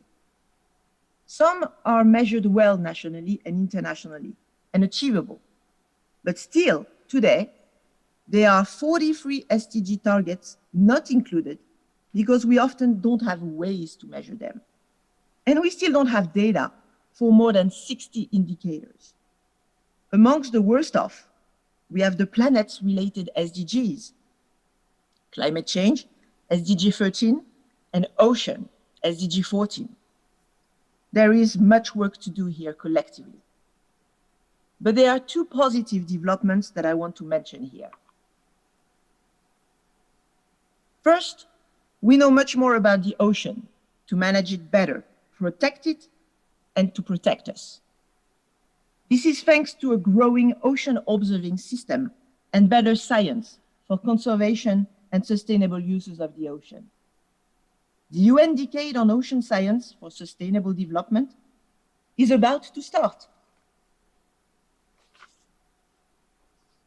And it will be an important opportunity to map and better know marine ecosystems. We still lack much data on marine biology and on the deep sea. But these observing systems are also very important to know who is doing what, who is polluting, and who is depleting marine resources in almost real time.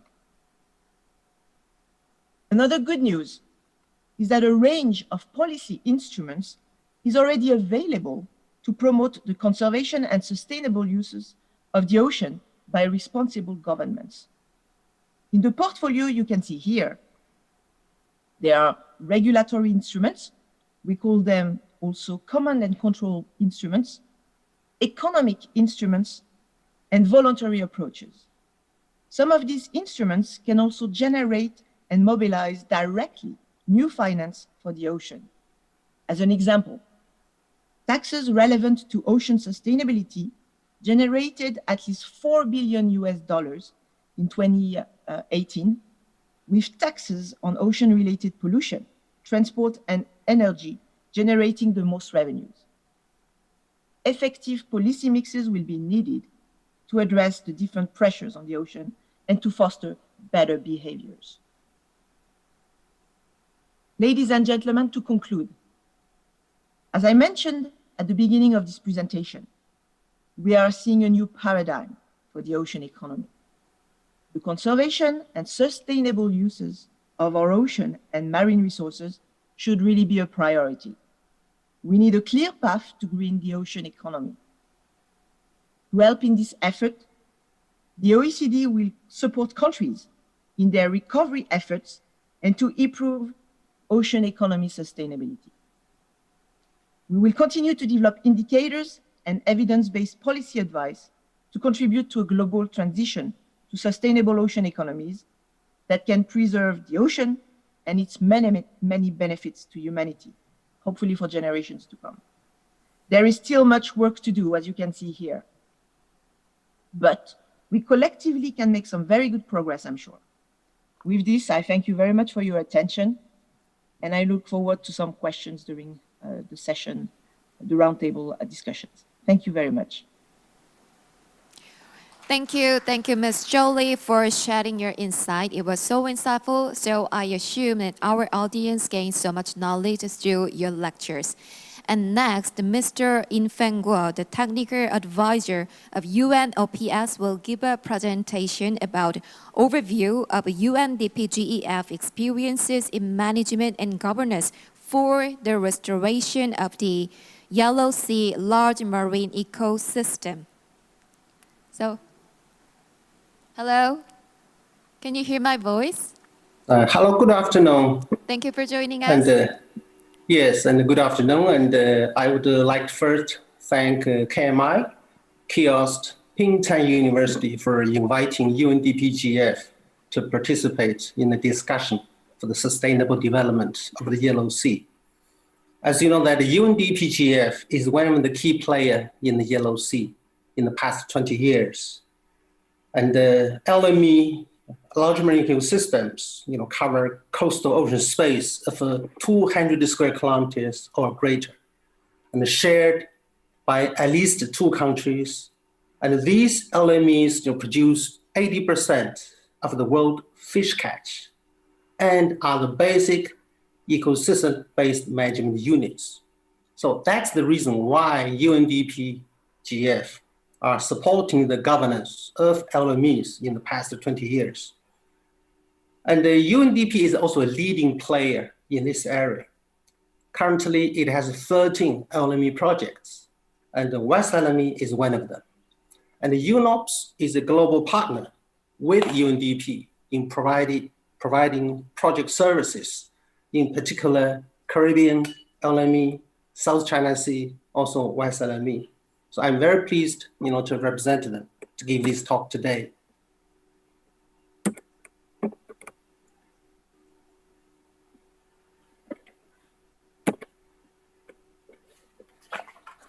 The contents I'm going to talk about include, the LME approach application, in the West LME, and progress being made, addressing challenges, through West LME Strategic Action Program, the remaining challenges, and the way forward, also good practices and the lessons learned, in the past years.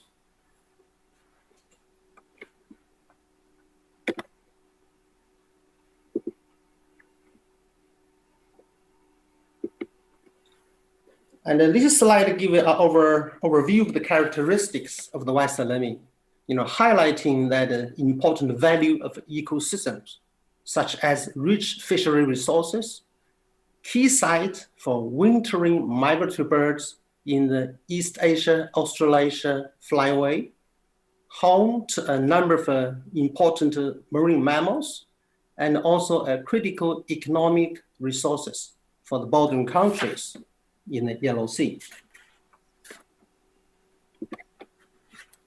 And the ecosystem-based management, is developed and practiced through the application of a transboundary diagnostic analysis, strategic action program approaches. As you can see, from this slide, the efforts of the countries, start with multi-country agreement on the priority transboundary issues and root causes in the PDA process, to be followed with agreement on the governance reforms to address priority transboundary issues, which is, the culminated into a strategic action program, then to be followed by an implementation, normally lasting for 10 to 15 years. And then another review of the implementation will follow, including, review of the national strategic action program implementation. In order to achieve this, strategic planning process, also stress reduction efforts to be, undertaken by the participating countries, efforts need to be made both at the national level, institutionally at the political level. For example, in the Yellow Sea, during the first and second phase project, the West LME Commission Council serves as a decision-making body, supported by subsidiary bodies, including regional working groups, the 6 regional working groups. Also, the MOU or political agreement, the institutionalized West LME coordination mechanism. And in the case of West LME, the project design started in the year 2000. And then the TDA was completed and adopted by the two countries in the year 2007. Then 2 years later, the two countries, Korea and China, adopted the strategic action program for the implementation of the strategic action program. And then after 10-year implementation, the two countries began to review the implementation progress of national strategic action programs. And based on the review, the two countries also come up with an updated transboundary diagnostic analysis to be followed with a West LME strategic action program for the year 2020 and 2030, which is at the final stage of development and also adoption by the two countries. In the TDA 2007, there are different issues identified which are transboundary in nature, including fishing efforts exceeding ecosystem carrying capacity since the mid-1980s, unsustainable marine culture, especially nutrients inputs, excessive nutrient inputs into water bodies, and habitat loss and degradation, in particular intertidals, which are unique to West LME. And there are also pollution issues and the contaminants, and with the nutrients as one of the important aspects addressed through the West LME UNDP project.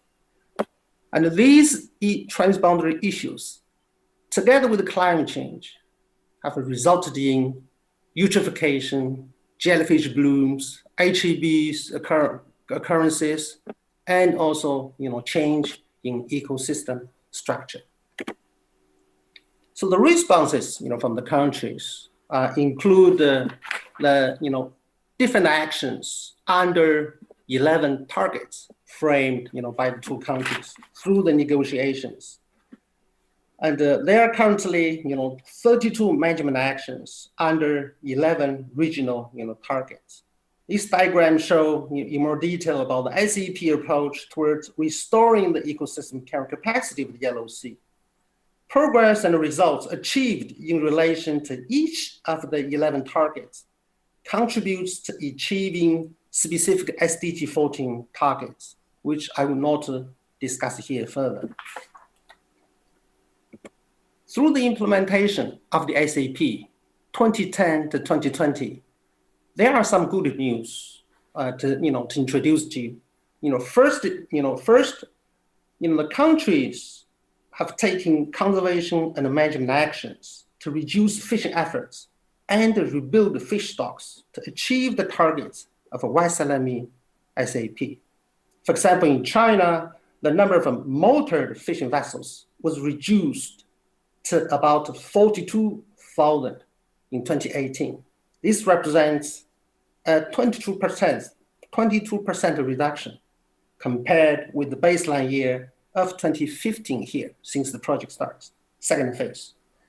And in RO Korea, a similar progress has been made from 2011 to 2017.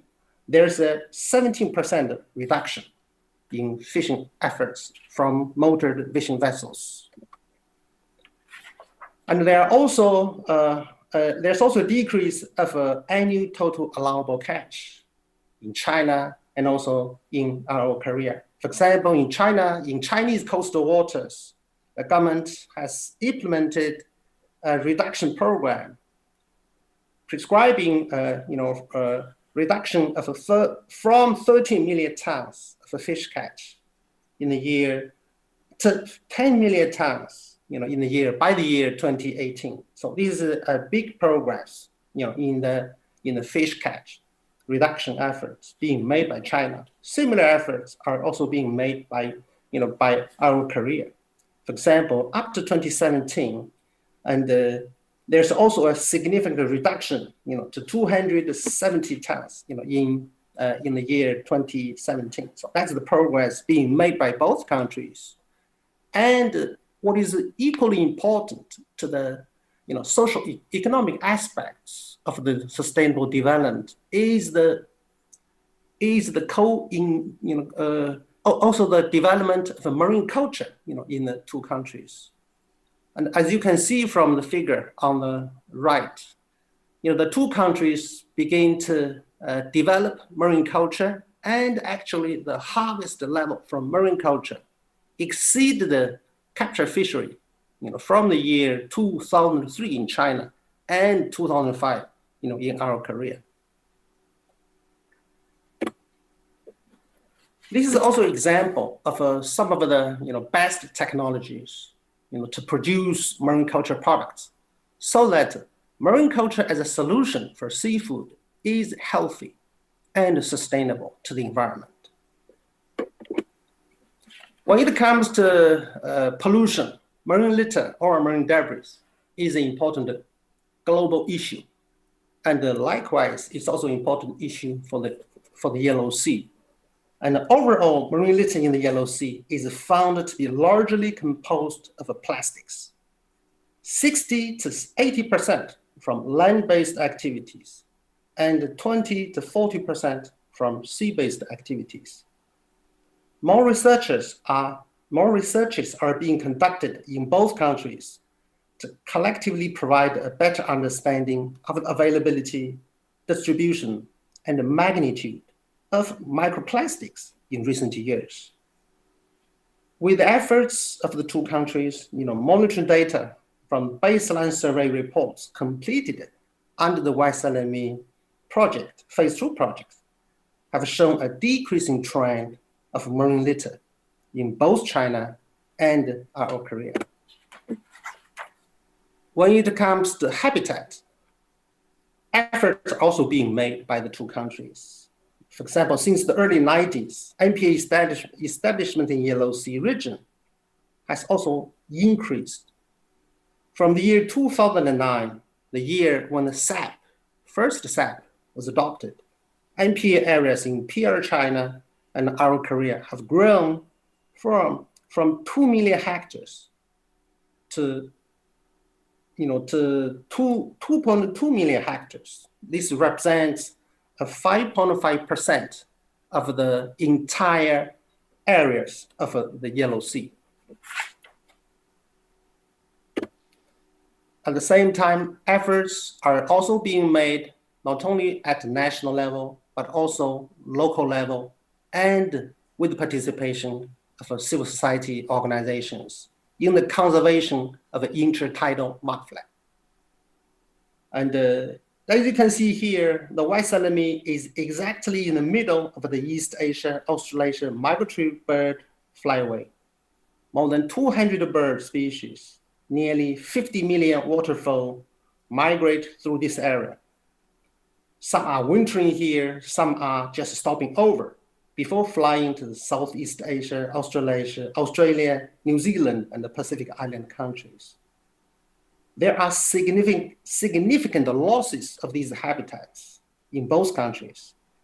Since 2018, moratorium on reclamation of coastal wetland in China and the increase in coverage of coastal wetland as marine protected areas. There are signs of a recovery of migratory species. One example is the black-faced spoonbill. According to the census by NGO Alliance, both the breeding population and the wintering population are increased.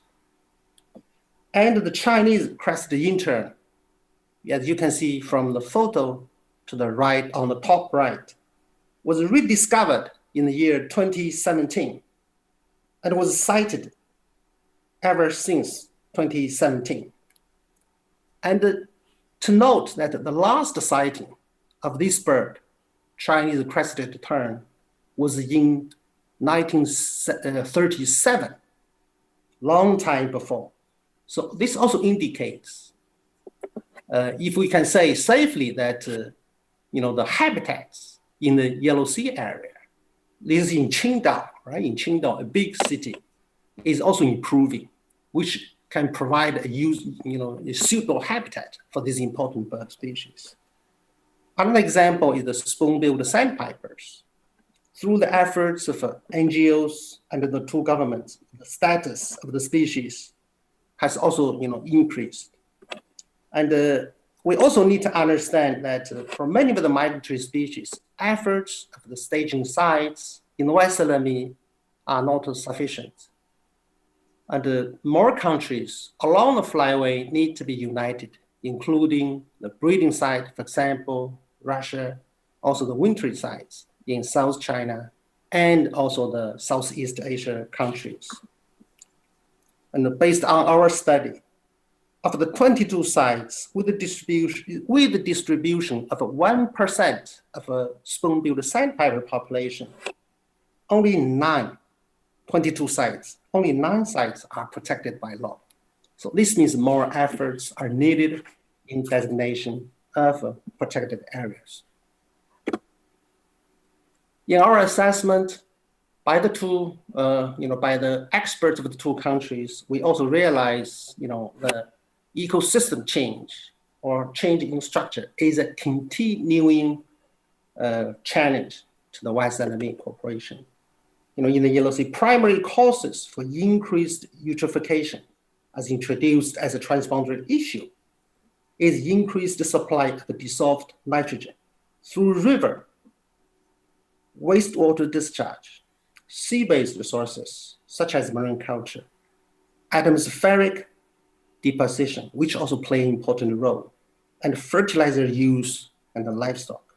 So this means that to reverse the trend of degradation of ecosystem services of the West Salami, a multi-sector approach is needed. At the same time, application of science is a must. One case is the Sargassum, microalgae species, broke out in the year 2017, causing economic loss both in China for marine culture and in our Korea for tourism industry. Studies in China indicate that high water temperature, especially sea surface temperature, increase in nutrients in the coastal areas of the western side of the Yellow Sea, and the light availability are accountable to the blooms. To note that this species was once transplanted as a way to provide a suitable habitat for the spawning of a fish species. Now, with the climate change, also nutrients, and the situation has changed, become a bloom and become a headache, a nuisance species. Another challenge, with the fish stock is the change of a species dominance in harvest. We introduced, the efforts made by both countries in reducing fishing efforts, reducing the number of a fishing fleet, and also, also introduction of a fish fry and the species augmentation measures, and also marine ranching. And in spite of all of these efforts, if we check the dominant species harvested in the past 50 years, there's a significant change. For example, the species changed from demersal, high-value species, to pelagic, low-valued species. From the year 1960, 1958 to 2020. Then from pelagic, low-valued species to demersal, low-valued species during the year 2000 to 2014 and 2015. And so this indicates that the change in ecosystem services in Yellow Sea will affect fishery capture in the long term. And there are also emerging challenges, in assessing the primary transboundary issues in the region in the year 2000, with the support of the UNDPGF Phase 2 project. It was found that challenges identified in the original TDA 2007, remains to be crucial in the coming years. These include fishing efforts exceeding ecosystem capacity, unsustainable marine culture, etc.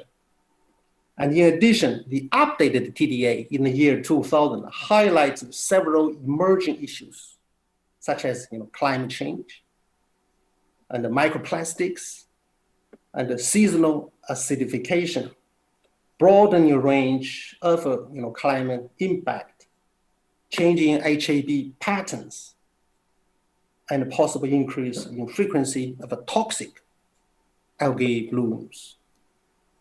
And the impact of drifting macroalgae, Sdocean, as introduced just now, on marine culture farming and tourism in key areas is also a new phenomenon, in recent three years, and it's continuing. And YSLME Phase 2 project helped the countries to do the transboundary dynamic analysis. Then, based on the issues identified, also emerging issues, and agreement and consensus made by the experts of the two countries on the root causes, strategic action programs is now being updated, involving 3 goals: ensure sustainable fisheries and marine culture, protecting the marine environment, and improve ecosystem resilience. Under these 3 goals, 10 targets are being proposed to respond to the challenges of fishing efforts, fish depletion, fishery, unsustainable marine culture, etc. We hope that based on agreed vision between the two countries, the 3 goals and also the management actions proposed by the countries, can be agreed finally and signed to address the existing and also emerging challenges in the years to come. And the UNDP and the GF will continue to provide support and hopefully to sign the SAP so that the two countries can sign the SAP for 2020 and 2030 before the end of this year. As a GF projects, and there are some lessons learned, in the past cooperation in addressing the transboundary issues. One of the lessons, is one good practice, is the mechanism of establishing regional working groups across 6 thematic subject areas, and so that to facilitate the effective regional cooperation and the thematic also political levels. And these, the ecosystem-based management basically is about the science, and with the involvement of the key and the leading marine science institutions of the two countries. So efforts, are made and can easily be agreed upon between the two countries finally by the ministries in charge. So that's one of the good practice.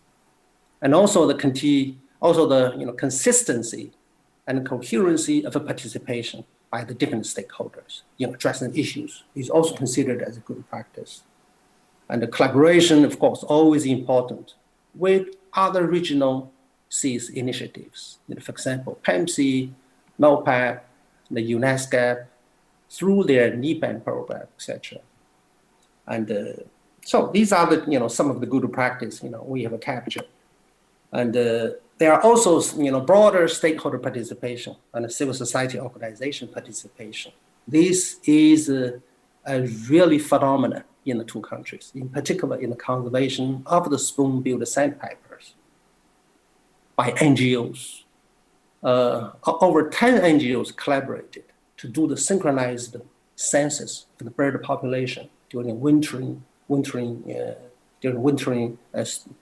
season. And there are also gaps in the responses, by the two countries. For example, and there's a need to broaden stakeholder engagement, especially public sector, among the agriculture, and the water resources management sector. So that's one of the areas that we identify as a gap. So based on the terminal evaluation, studies, so these are some of the also the areas for future collaboration for the two countries to keep in mind. And thank you all. So this is my presentation, and I look forward to join the panel discussion and share with you more. Thank you, Mr. Guo, for your insightful lecture. And now we proceed to the last but not least lecture. The last presentation of this session will be presented by Dr. Shin-jae Yu, the Principal Research Scientist of KIOST, regarding Yellow Sea Large Marine Ecosystem as a regional contribution to the UN Decade of Ocean Science for Sustainable Development. Please give him a big hand.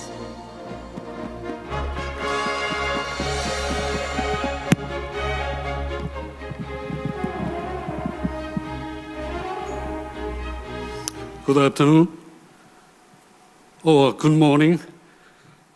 My name is Shin-jae Yu. Can I have the first slide? Yes.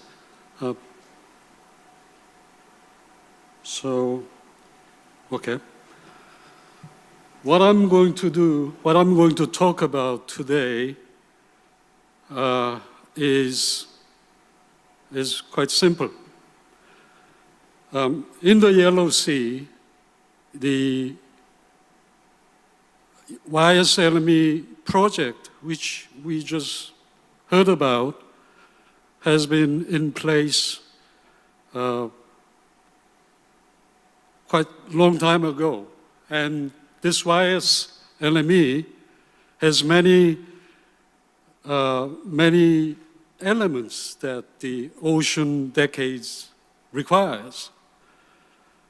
So to make this argument, I will start with SDGs and then review what the ocean decade is about, and then talk about the YSLME in the context of the ocean decade. And then lastly, I will make suggestions for the YSLME so that it can be an important regional contribution to the ocean decade. So previous speakers have already talked about SDGs of the 2030 agenda. But nevertheless, I will start with this familiar slide. With this slide, I just wish to make only one point, which is there are 17 SDGs, and SDG 14 will specifically deal with ocean-related matters. But a majority of other SDGs are related to ocean matters, directly or indirectly. In response to the adoption of the SDGs in 2015, IOC under UNESCO has been developing implementation plan for ocean decade. So in the middle, what you see is the ocean we want. So that's the goal. That can be represented by 7 keywords or outcomes. So if we achieve our goals, we will have an ocean which is clean and healthy and resilient and productive and predicted and safe, accessible, and engaging and inspiring. So these, by achieving SDG 14, we will have, if we have these 7 outcomes, it will influence the success of other SDGs. For example, if we achieve a sustainable ocean economy, that will contribute to the success of SDG 1, which is about poverty issue, as well as SDG 8, which is about economic growth.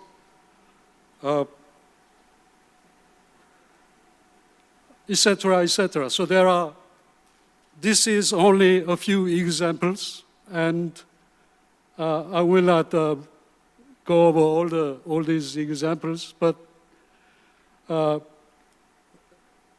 again, this shows clearly how these SDGs are interconnected. Now, to achieve the goal of the ocean decade, which is the ocean we want, the implementation plan also identified 10 ocean decade challenges. These are priority area, and on the top row, there are 5 challenges, which is grouped as a knowledge action challenges. And in the bottom row, on the left, we have 3 infrastructure challenges, and on the right side, we have 2 foundational challenges. So on the top row, these are, the first one is about pollution, and then we have multiple stresses and biodiversity issue, and then we have food provision from the ocean, and then ocean economy and ocean and climate nexus. Implementation plan also describes the decade objectives. It seems to me these are processes rather than objectives. Anyway, objective 1 is to identify required knowledge. Objective 2 is generate this required knowledge and understanding. And then objective 3 is use this generated knowledge and understanding to save the ocean. For the first 2 objectives, identifying what kind of knowledge and understanding is required and generating that knowledge and understanding is quite familiar to us.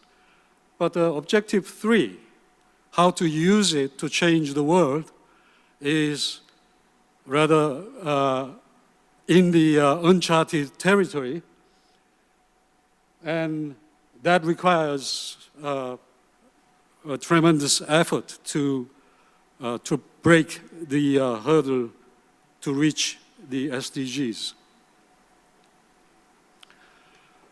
If I summarize crudely the structure of the ocean decade in a simplistic way, on the left, in red, we have the ocean we have, so which is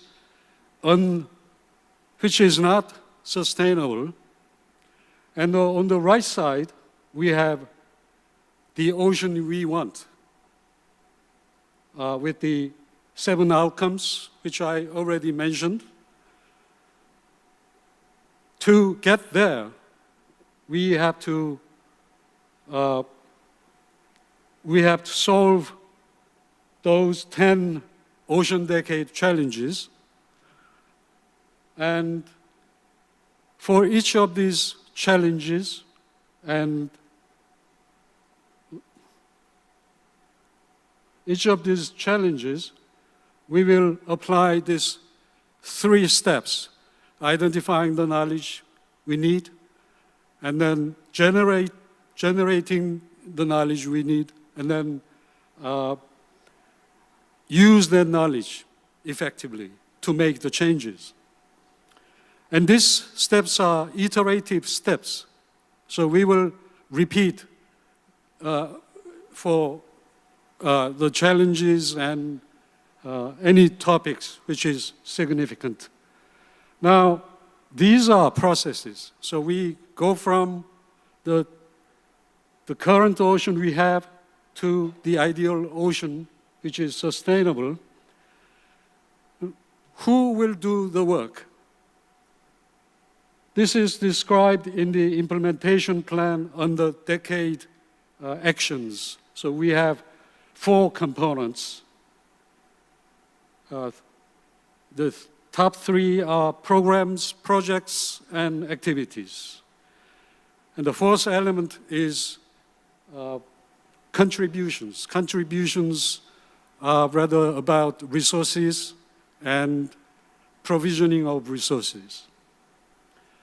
Programs, projects, activities are all actions they differ in terms of geographical coverage, whether they focus on a specific issues or multidisciplinary issues, multidisciplinary and transboundary issues under multinational jurisdiction. Programs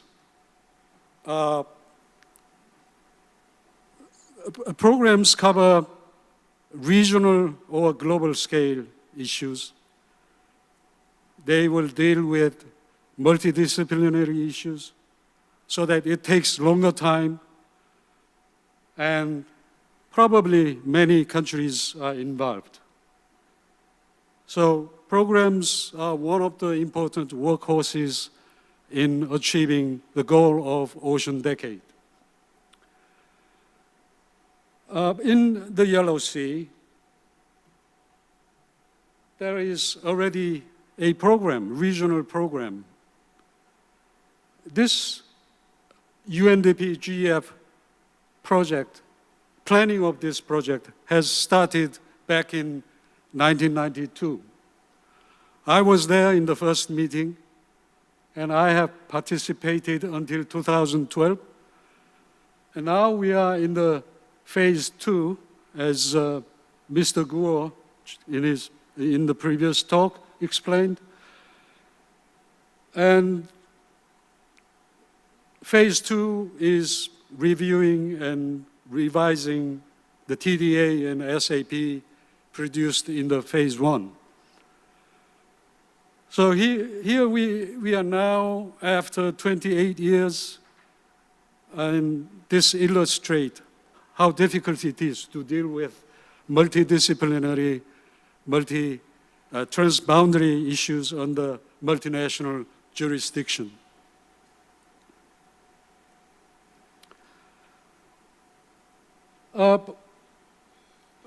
Since Mr. Guo already explained about YSLME SAP, I will just repeat the basic structures briefly. There are 3 goals: sustainable fisheries and aquaculture, protection of the marine environment, and improvement of ecosystem resilience. Under these 3 goals, there are 10 management targets. To achieve these 10 management targets, there are 20 management actions identified in the document. Again, I will not go over the individual actions. I will just characterize the nature of these actions as a whole. First of all, they are solution-oriented actions to achieve the management targets.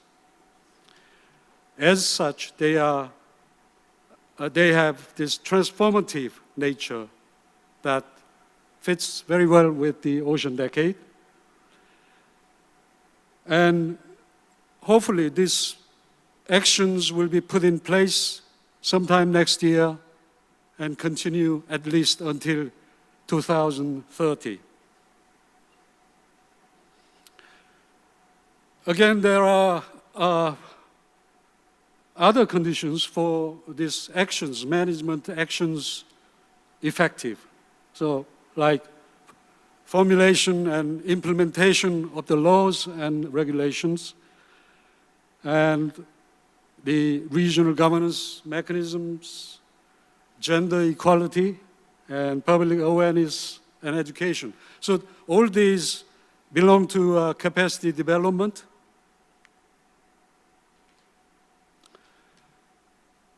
As I described the Ocean Decade and YSLME in a simple way, probably you will notice that YSLME has all the potential to be an important regional contribution to the Ocean Decade. However, there are certain aspects that need to be enhanced. This is purely my personal view, but I find the current SAP, the draft SAP,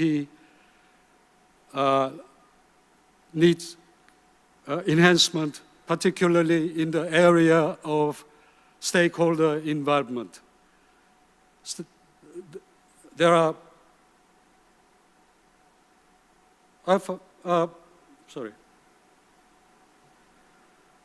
for instance, we need more stakeholders like shipping companies, energy companies, fishing companies, etc., etc. And these stakeholders should be involved in very early stage of implementation. And also, I like to stress that the engagement and training of these early career professionals and researchers are very important in making this effort sustainable. I said Ocean Decade, the objective of Ocean Decade. The third objective is belongs to uncharted territory, and we don't know much about how to deal with this issue. So, Ocean Knowledge Action Network, also known as CAN, Ocean CAN, is being established to explore this uncharted course, how to use ocean knowledge to change policies, practices, governance, etc., in the human system for the SDGs. This is supported by Future Earth, IOC, WRCP, and SCORE.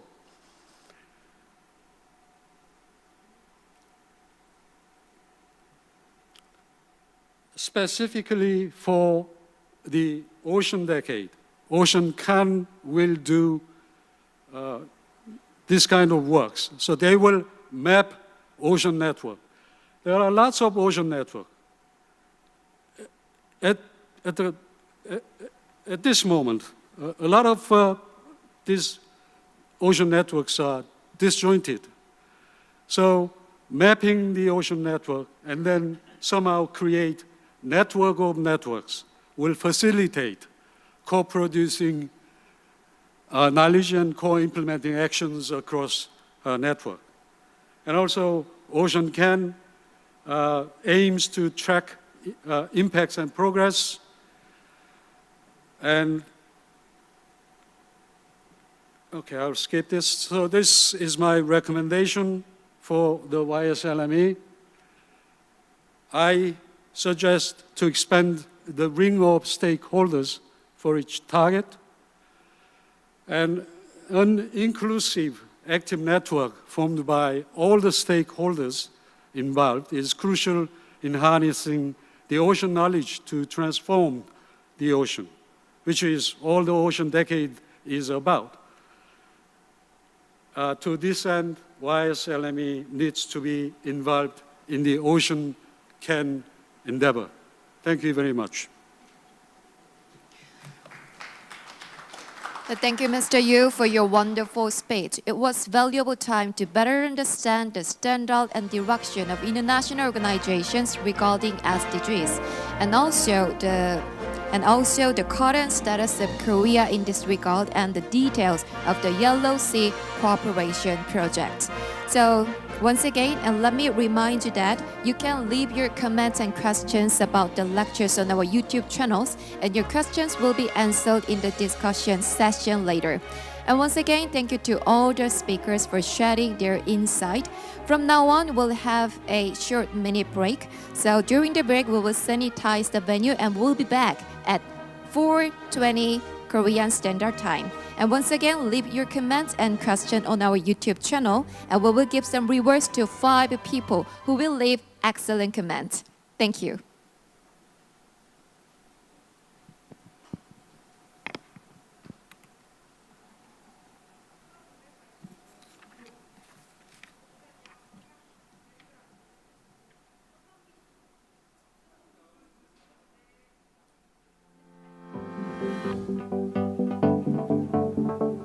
Korea Maritime Institute is the place where ocean experts come together and bring their passion for the development of Korea and national economy. It is a global hub for marine research, developing national maritime and fisheries policies, and leading the future.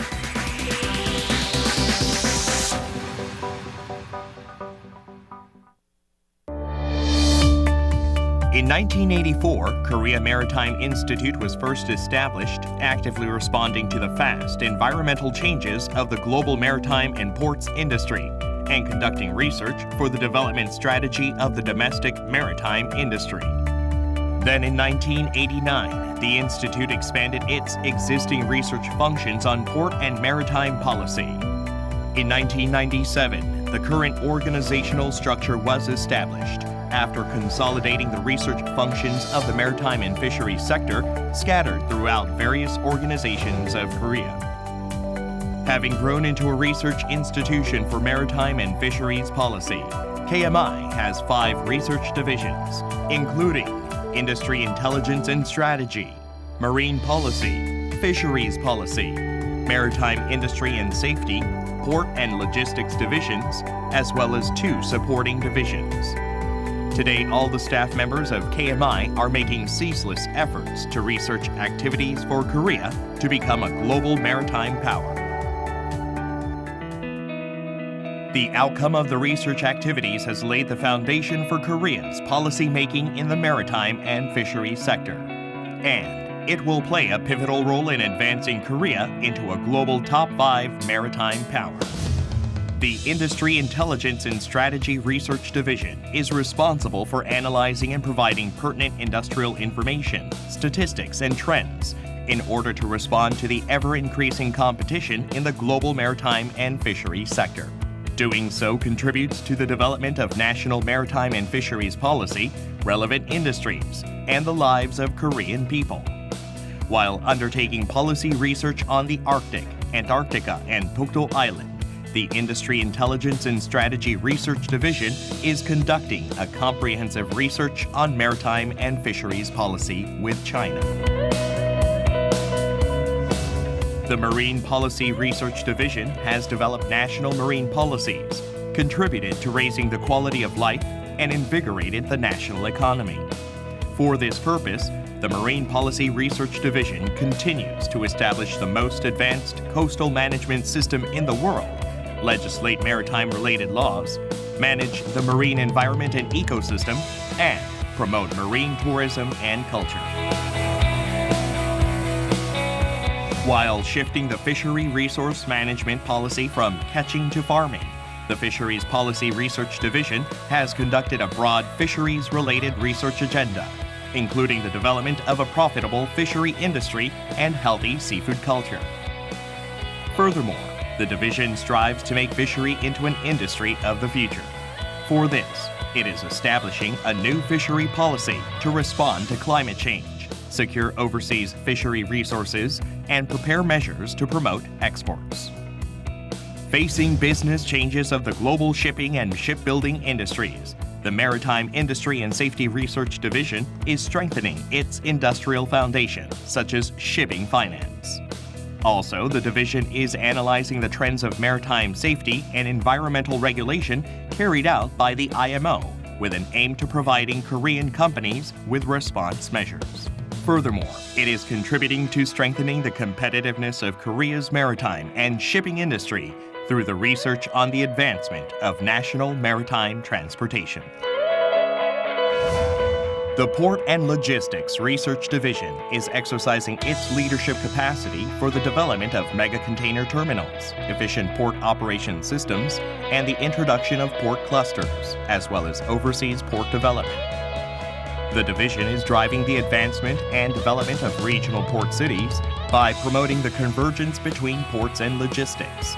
To achieve this, the division is searching for new trade and logistics routes connecting Asia and Europe, opening various avenues for Korean companies to enter the overseas market, and preparing measures to vitalize port interlinks.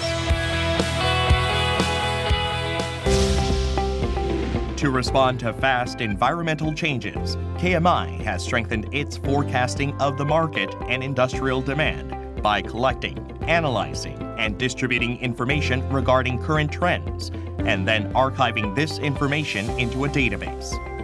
To serve this purpose, KMI operates 5 specialized research centers. The Fisheries Outlook Center provides fishermen, distributors, and governmental policymakers with various scientific observation services, such as interpreting satellite images and aerial photos. By doing so, it contributes to balancing supply and demand, as well as to the price stabilization of fishery products. As countries increasingly conclude FTA agreements centered on large economies, such as the EU, USA, and China, KMI has established the FTA Implementation Support Center. By doing so, it provides effective measures to domestic fishermen who are vulnerable to FTA implementation. Also, the K-Fish Information Center is preparing for the era of mega FTA, providing information about the products needed to expand exports and pioneering a new market for fishery products. The Shipping Market Research Center conducts survey and analysis projects such as forecasting the global shipping market and developing a KMI Freight Index. With these, the center helps to establish national shipping policies and strengthen Korea's global competitiveness and market response. The Port Demand Analysis Center investigates changes of trade volume in accordance with global economic changes. It also supports the establishment of a national port development policy based on subjective and quantitative demand estimation.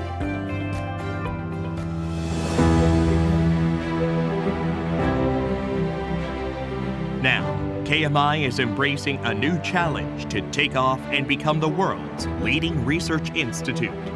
To achieve this, KMI is conducting joint research with leading research institutes in maritime and fisheries, such as the East-West Center of the US and ISL of Germany. But it also carries out joint research with international organizations such as UNESCAP, FAO, PEMC, and WMU. By expanding foreign footholds and building a joint research center in Spain, Russia, China, and Myanmar, it aims to advance and globalize its research activities, seeking to discover global research potential in the maritime sector.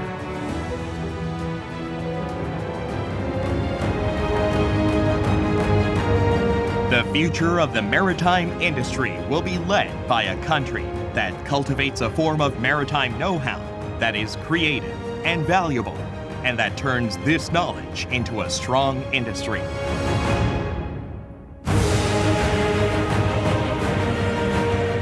A global hub for maritime and fisheries research, taking the lead in global maritime agendas. KMI is working hard to realize this dream.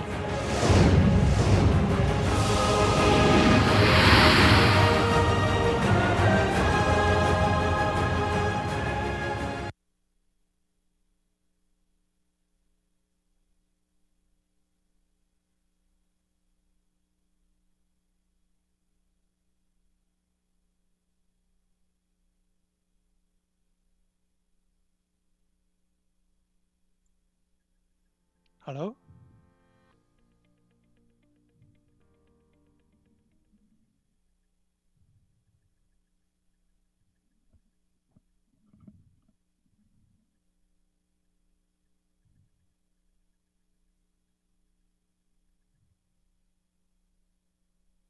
음.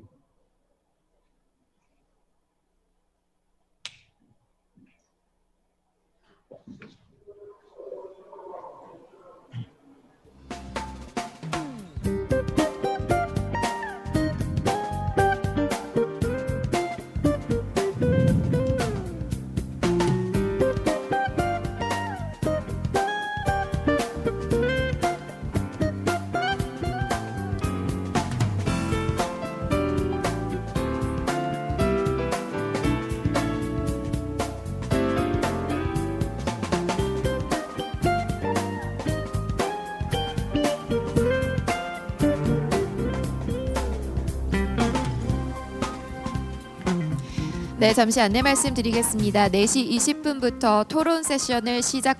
Let me give you a brief housekeeping announcement. The roundtable discussion will begin at 4:20. I'd like to ask all of our discussants to please come forward and take your seats. 자분들께 I'd like to ask our panelists to come forward and take your seats on the stage. Thank you.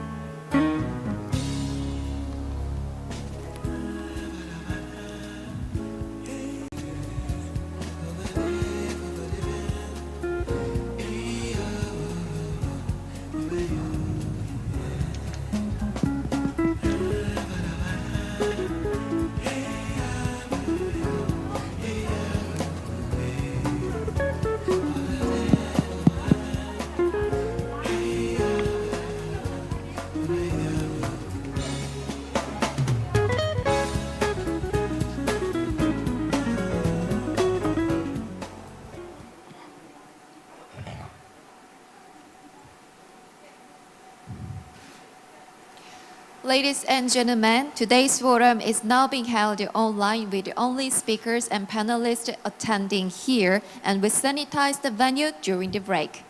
Now we move on to the discussion session to go deeper into the issues. So for the discussion, I'd like to invite today's moderator, Mr. Young-tae Chang, the president of the KMI. Please give him a big hand.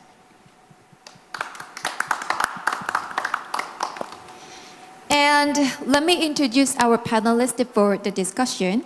First, Mr. Chang Seng-peng, Chief Technology Official, WTI. He will join us online. Hello, please wave your hand to our audience. Yeah, great. Thank you. And next, Mr. Fang-li Kiao, Deputy Director General of FIO. Hello. Thank you. And next, Mr. Yoon-ho Lee, Vice President of KIOST. Nice to meet you. And next, Mr. Jung-ho Nam, Deputy President for Marine Policy Research of KMI. Welcome. And next, Jong-yeon Lee, Professor of Pyeongtaek University. Nice to meet you. And the speakers who gave us lecture also joined the discussion, and let me introduce them. First, Soo-gil Yang, Chairman of SDSN Korea. Welcome. And next, Ms. Claire Jolie, Head of Unit OECD SDI. Nice to see you again. And Mr. Im Feng-guo, Technical Advisor of UNOPS. And last but not least, Shin Jae-yu, Principal Research Scientist of KIOST. Well, now I turn the mic to the moderator. Moderator, the stage is yours. Thank you. My idea about running this roundtable discussion is, first, I'd like to quickly summarize a major message point delivered by keynote speakers before the break, then ask all the panelists to make quick comment, probably on the status quo of SDG, where we are right now in respective area of each panelist.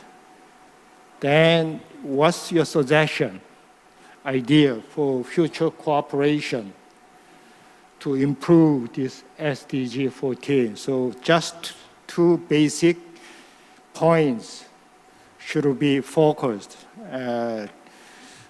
For us to better make use of this roundtable discussion, all the panelists, please try to shorten about your already prepared answering points. Hopefully within 3 to 5 minutes, please try to deliver your key message about status quo, where we are, and where we should be headed for the future of improving SDG 14.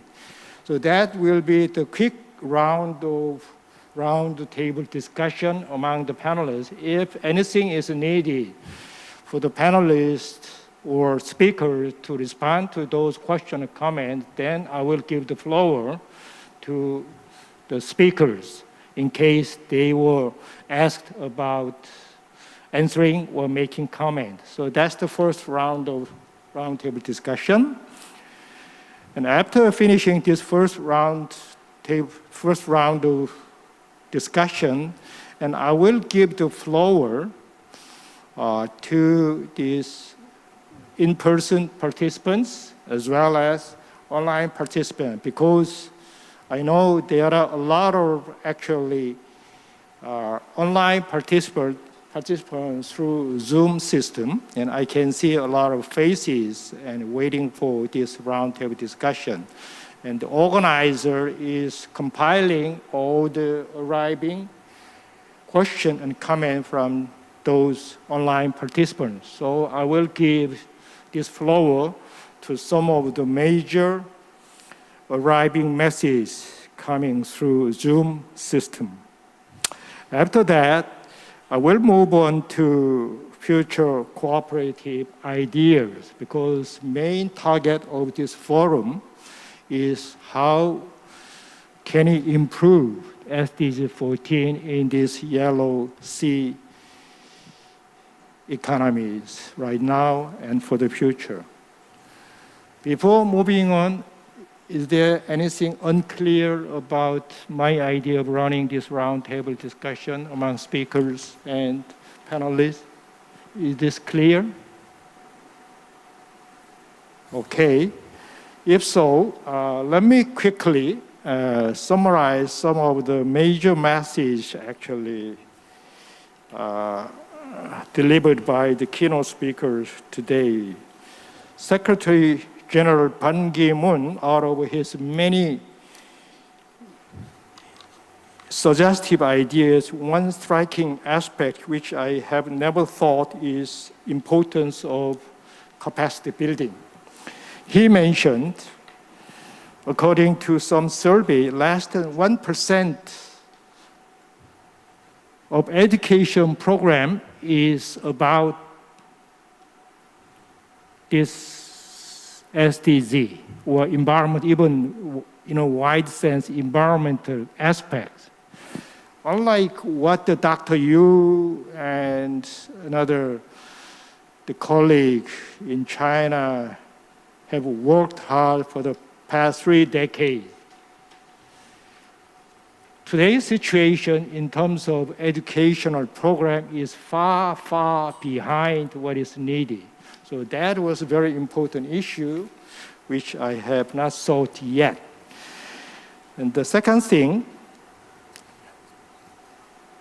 aspect mainly comes from the Dr. Yang, who reported 2020 Sustainable Development Report among China, Korea, and North Korea. Very alarming message from the report, officially, as well as his personal view is unlike our expectation, all these countries' past efforts in improving SDG 14 seem to be failing or unsuccessful. And he elaborated about 4 major pillars of checking the performance: high-level statement, budget, national monitoring, stakeholder engagement. So these 4 pillars, the checking system sounded very important to me in terms of measuring or evaluating the performance. And after Dr. Yang clearly explained major issues in her research direction relevant to ocean economy. I know she and my colleague at KMI have devoted past 2 years to framework about the ocean economy measurement system, dividing these two into market-based economic activity as well as non-market-based economic activity. And at the final part of her presentation, she mentioned major issues in 3-fold components. One is statistical measurement. Number 2 was impact assessment of economic activity. Finally, social well-being. How can you measure? And I could see how she tried to assess all these research-oriented questions in terms of measurement and assessment, and probably formulate future policy. So that was her major message. Then after these two presenters mentioned about their experience of Yellow Sea large marine ecosystem. One is from China as a part of UNOPS, United Nations Office for Project Services. The other one, Dr. Yu, as counterparts researcher in Korea, both of whom spent almost like 3 decades period. And taken together all these messages, the one important striking message to me was this one. Okay, these people devoted their 3-decadal effort in measuring, improving, assessing, developing framework, and also formulating strategic action plan. However, according to 2020 Sustainable Development Report of UN, as well as Dr. Yang's personal evaluation, probably we have long way to go to reach out to the expected goal of SDG 14. So, in a word, if you have done that many work for the past 3 decades, so what? This is a question. So what? Why we are here today in terms of performance measurement? So that's the starting point, status quo. Where are we now? And understanding the current situation, the next step for us to improve the situation should be how can we work together to improve the past 3 decades trial and error work. So that's my major point for this roundtable discussion. So therefore, according to the program, I'd like to ask the first discussant. We have 5 discussants, 2 from China, 3 from Korea. The first Chinese discussant is Mr. Peng Chuang-sheng, coming from WTI, World Transportation Institute, which is very similar to KMI in China. And this is kind of policy think tank, similar to KMI in Korea. So when we organized who should be the discussant, we tried to bring matching expertise between science-based expertise as well as policy-based expertise. WTI and KMI as well as Professor Lee probably represent policy-based expertise. The other 2 probably represent science-based expertise. So let's invite first Mr. Peng Chuang-sheng. Please tell us about your experience and view about status quo, where we are. If your already prepared answering points is overlapping with already spoken or presented, please skip that part and only try to convey your message which has not been presented yet, or if anything wrong has been presented, please try to correct those things from your experience or your perception. Mr. Peng, please. Good afternoon, everyone.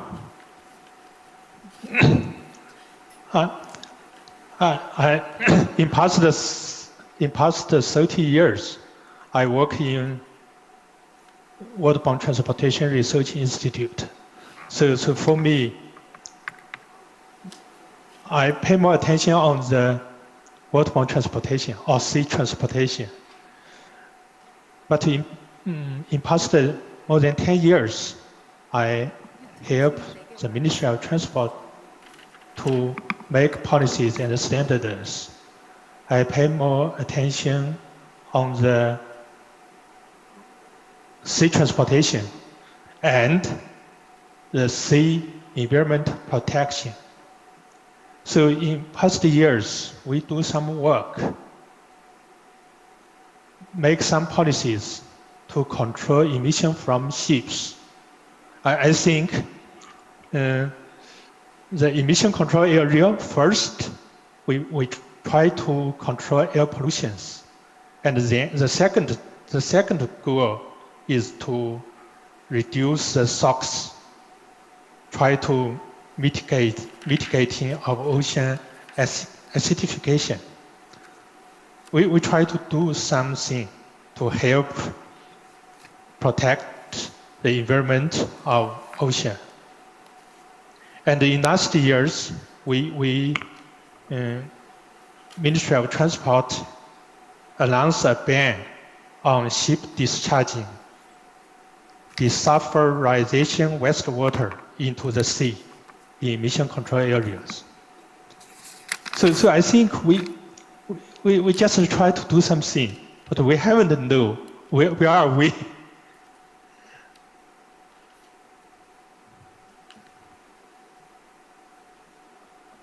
I'm not sure I answered the question about the where are we now.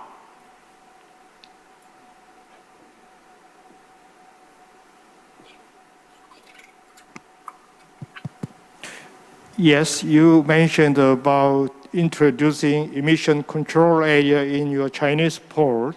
That's probably sounded like where you are in China. in relation to sustainable development goal on your side. If you have done about the area, would you make some suggestion about how can it improve? Now we just do some work, but I still think we have much work to do in the future. For example, in China emission control areas, first we just control SOx, but in the future we must control NOx or VOC or anything other else. So I think we have much work to do in the future. For example, in past years, in China, we established oil spill emergency response system in every part. But when we check the work, we find we still need to robust system. And in past years, I suggest the Ministry of Transport try to slow down the ship in port area. I mean the ship slow steam to reduce the fuel consumption and mitigating the impact on marine life in port area. You find so many ships in port, so we, to capture to protect the environment to protect the environment of sea or river. Another example is in recent years, China tried to development wind power generation in port area. Recently, Ministry of Transport issued policies to allow the port area can construct wind power generation system. So I think we need, when we try to generate more renewable energy, we must consider its influence on birds or marine life. So we have many work to do. Even in Ministry of Transport, we still have much work to do. But for other ministries, we think there is still have many work to do. All this work have something with port area or coast area. For example, now the regulation for constructing port area, it's a good policies, but I think I convinced in the future we must to do more. We must have many restrict policies to limited development in coastal area or in port area. Thanks. Thank you. Thank you, Mr. Peng. For those audience who probably may not be familiar with this emission control pole, let me supplement a little bit of information about what is committed by the world and by the region, by country, other thing. And he mentioned, because his expertise about port-related area, and China has the top 10 largest container ports in the world. So therefore, China should address these major pollution issues arising from incoming, outgoing ships from and to their ports, major ports. And IMO, International Maritime Organization, earlier, starting from 2005, designated official emission control area in the Baltic Sea and North Sea. Several years later, from 2012, North American coastal area joined this emission control area. That's the official IMO's emission control area. In those areas, they are heavily regulated by being monitored by using low sulfur fuels and other things. And although they were not designated as official IMO, Chinese government from recent years, I believe from 2 to 3 years ago, they designate their own emission control area to reduce emission coming from ships in their ports. That's what he explained. And likewise, Korean government also follows your path. We also designate 5 major container ports in Korea. So in that aspect, China and Korea are doing similar things. Thank you very much for your information. So that's the policy-based experts' opinion, where we are, and his suggestion, he likes to expand this idea into some other and the coastal area.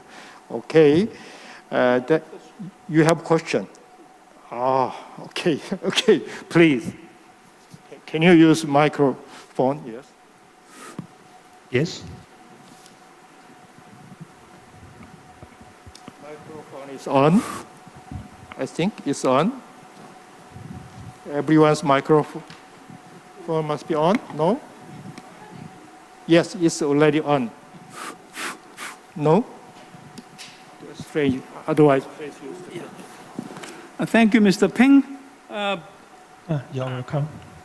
In my earlier presentation, I picked up a few points about the state of SDG 14 by indicators of China and Korea, as well as North Korea.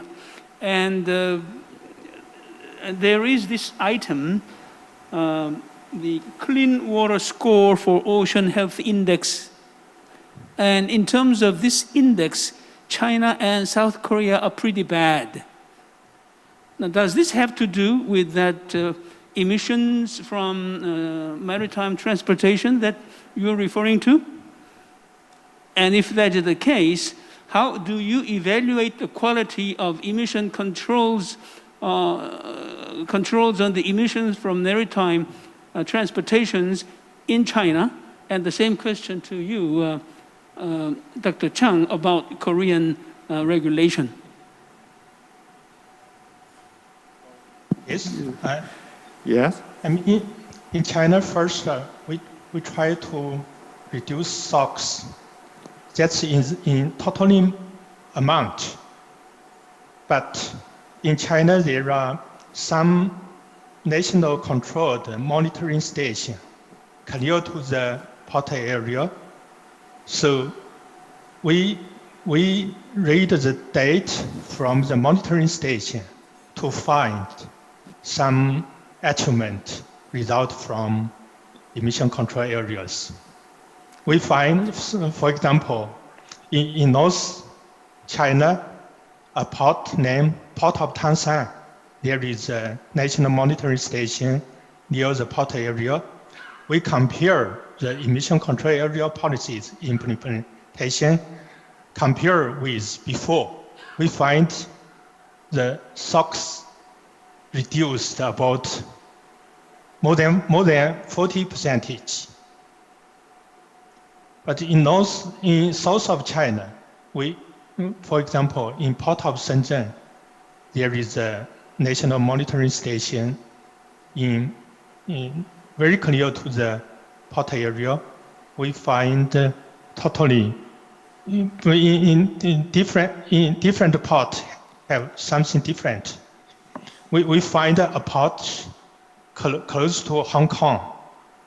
The sulfur SOx reduced about more than 50%.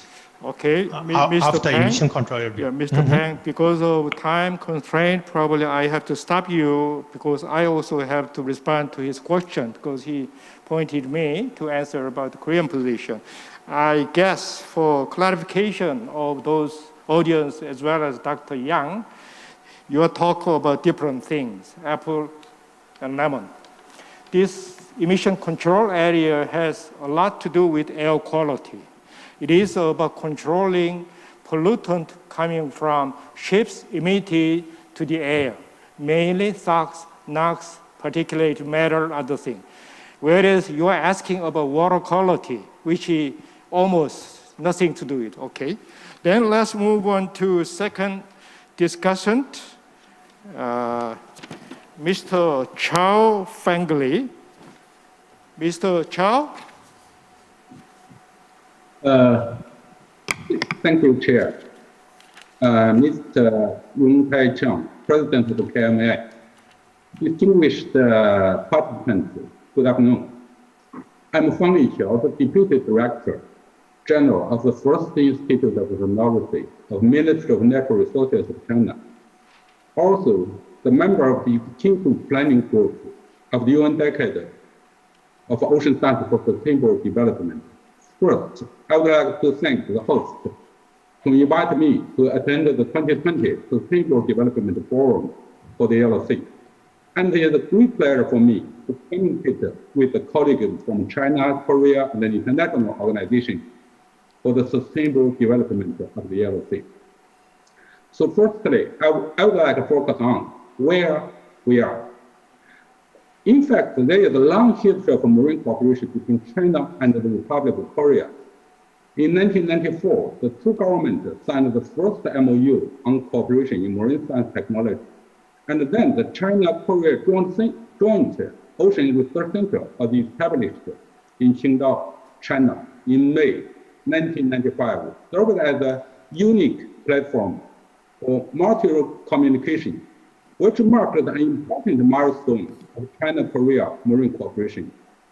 Since then on, by taking full advantage of the Joint Center, the Chinese and the Korean governments have effectively promoted the collaboration in marine affairs.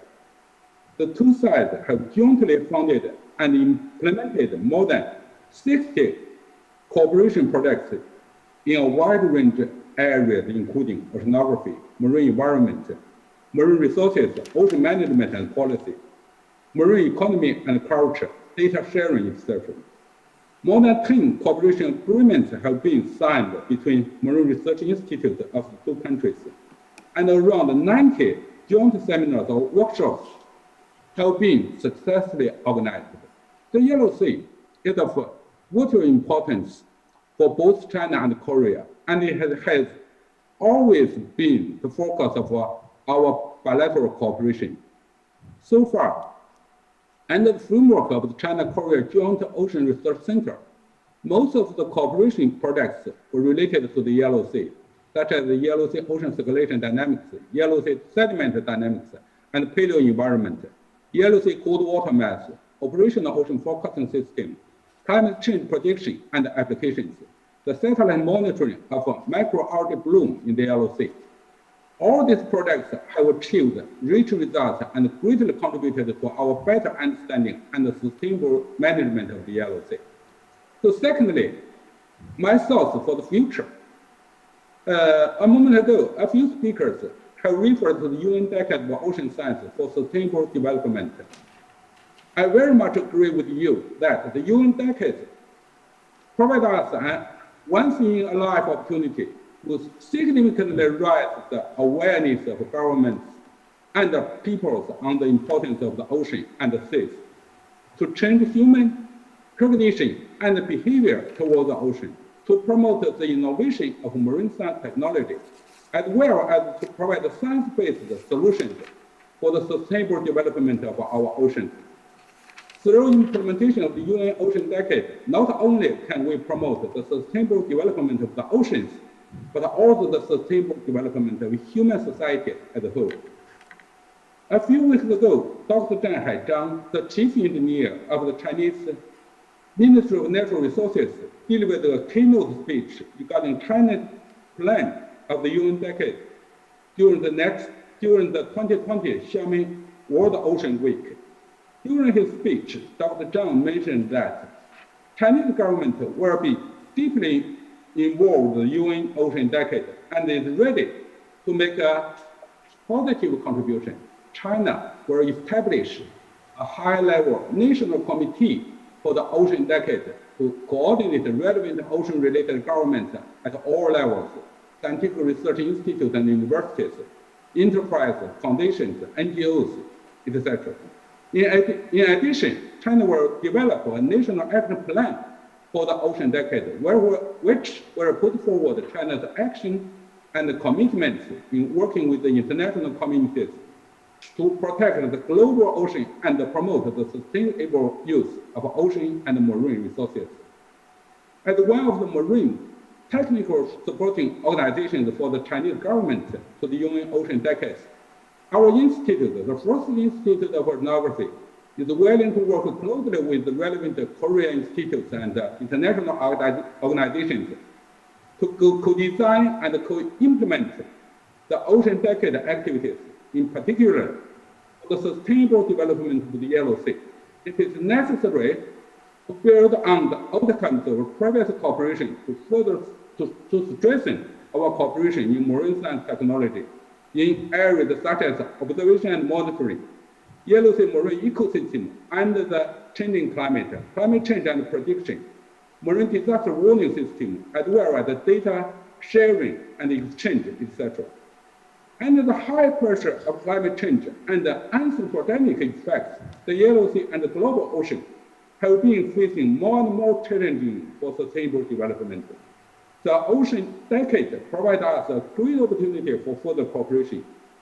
I believe that through the joint efforts of China and Korea, and by taking good advantage of important international mechanisms, such as the UN Ocean Decade, our scientific knowledge, understanding, and management of the Yellow Sea will be promoted to a much higher level. Let's work together to make the Yellow Sea truly the ocean we want. Thank you very much. Thank you, Mr. Chow, about explaining long-lasting cooperative relationship between China and Korea about ocean research collaboration starting early from 1994 and how your government and research institute try to come up with improving this SDG 14 to take advantage of the Ocean Decade. And it was impressive message. China tried to develop high-level network system in line with Ocean Decade and also bringing many multi-stakeholders to be involved in that one.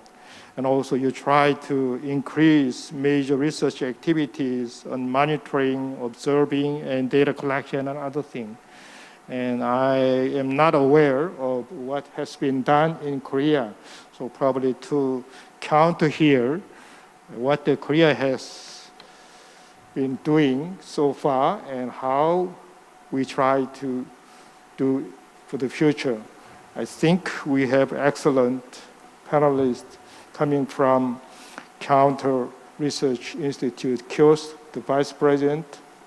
Lee Yuno will mostly talk about international cooperation from your Sdocean, but since he mentioned about their earlier experience, their recent plan, maybe you can update us with similar plans and experience, then move on to your future suggesting cooperation idea. Okay.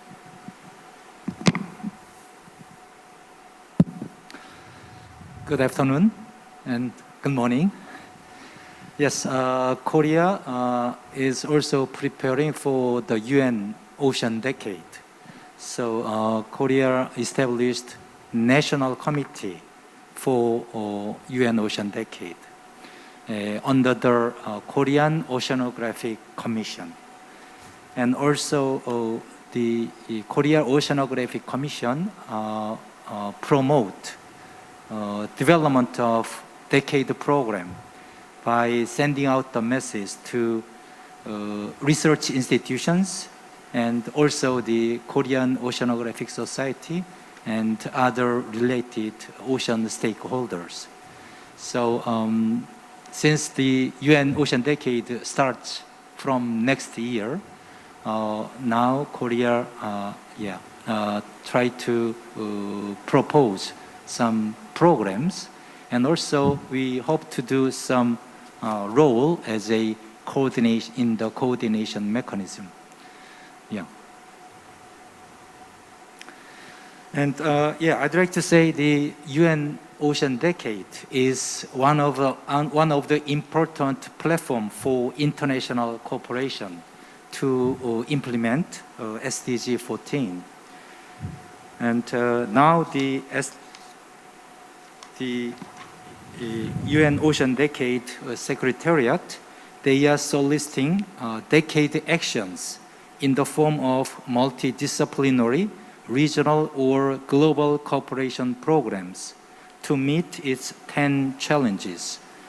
The challenges include mitigation of removal of pollutants, understanding of the ocean climate nexus, digital representation of the ocean, and the transformational change of human behaviors, recognition, and policy with regard to the ocean, as Dr. Shin introduced in his lecture. Another platform for international cooperation for SDG 14 is Communities of Ocean Action, which was established by UN in 2017 through UN Ocean Conference. At that time, the UN solicited voluntary commitment so that a total of 1,632 voluntary commitments has been pledged and carried out until now by diverse ocean stakeholders. So this would be the one of the main platform for international cooperation. Within Communities of Ocean Action, there are 9 thematic multi-stakeholder groups, such as coral reefs, marine pollution, and sustainable fisheries, which facilitate cooperation among the diverse participants. For the Yellow Sea cooperation on the SDG 14, I'd like to focus on 4 targets among the 7+3 SDG targets. They meet very well with the YSLME Strategic Action Plan presented by Drs. Yingfeng Guo and Shinjae Yu. The first is the target 14.1 to prevent and reduce marine pollution. I'd like to pay special attention to the plastic waste. These days, it is a pity that we cannot find any clean area in the sea without floating plastic debris when we go out to the sea. So Korea and China need to collaborate and develop how to co-manage the plastic waste in the Yellow Sea. The importance of this point is also addressed by Yingfeng Guo in the previous lectures. The second one is the target 14.4 to regulate harvesting and end illegal, unreported, and unregulated fishing practices. Yellow Sea is the common fishing ground both for Korea and China. The fishes do not recognize the national boundary in the sea. They move from one place to another through their life cycles, spanning the spawning ground to the nursery and feeding ground. Therefore, Korea and China, for sustainable fisheries in the Yellow Sea, need to coordinate and harmonize fishery policies, such as setting up no-take zones, no-take sizes, and no-take periods for major commercial fisheries species. The third target I'd like to focus on is SDG 14.5, to conserve at least 10% of coastal and marine oceans. At the center of the Yellow Sea, the transboundary region between Korea and China, there is a permanent cold water mass. I consider this place is the heart of the Yellow Sea marine ecosystem. Some fishes, such as skate, in Korean, 홍어, live within the cold water mass and utilize it as a spawning ground. Not only fish, but also Euphausia, a kind of krill, resides in the cold water mass and becomes the major prey for higher commercial fishes through the food chain. In this context of Yellow Sea ecosystem, therefore, I would like to propose to establish a transboundary marine protected area in the middle of Yellow Sea through the mutual agreement between Korea and China. Last but not least, I would like to emphasize target 14.A to increase scientific knowledge, research, and technology for ocean health. Utilizing the UN Decade of Ocean Science for Sustainable Development, starting from 2021, as a new cooperation platform for ocean research, Korea and China will be able to strengthen collaborative research in the Yellow Sea and share the resulting ocean data. This will help improve ocean forecasting toward more accuracy and management of the Yellow Sea ecosystem toward more sustainability. As Dr. Shin-jae-yu mentioned, Korea and China could establish bilateral ocean knowledge action network, so-called, I can say, Yellow Sea Ocean Con. Thank you very much.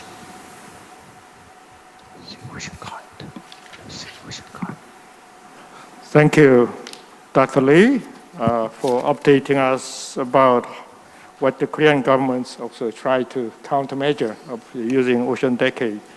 You must be one of the members of the Ocean Decade Commission or something. That's what I guess. And then move on to the 4 target points for future cooperation.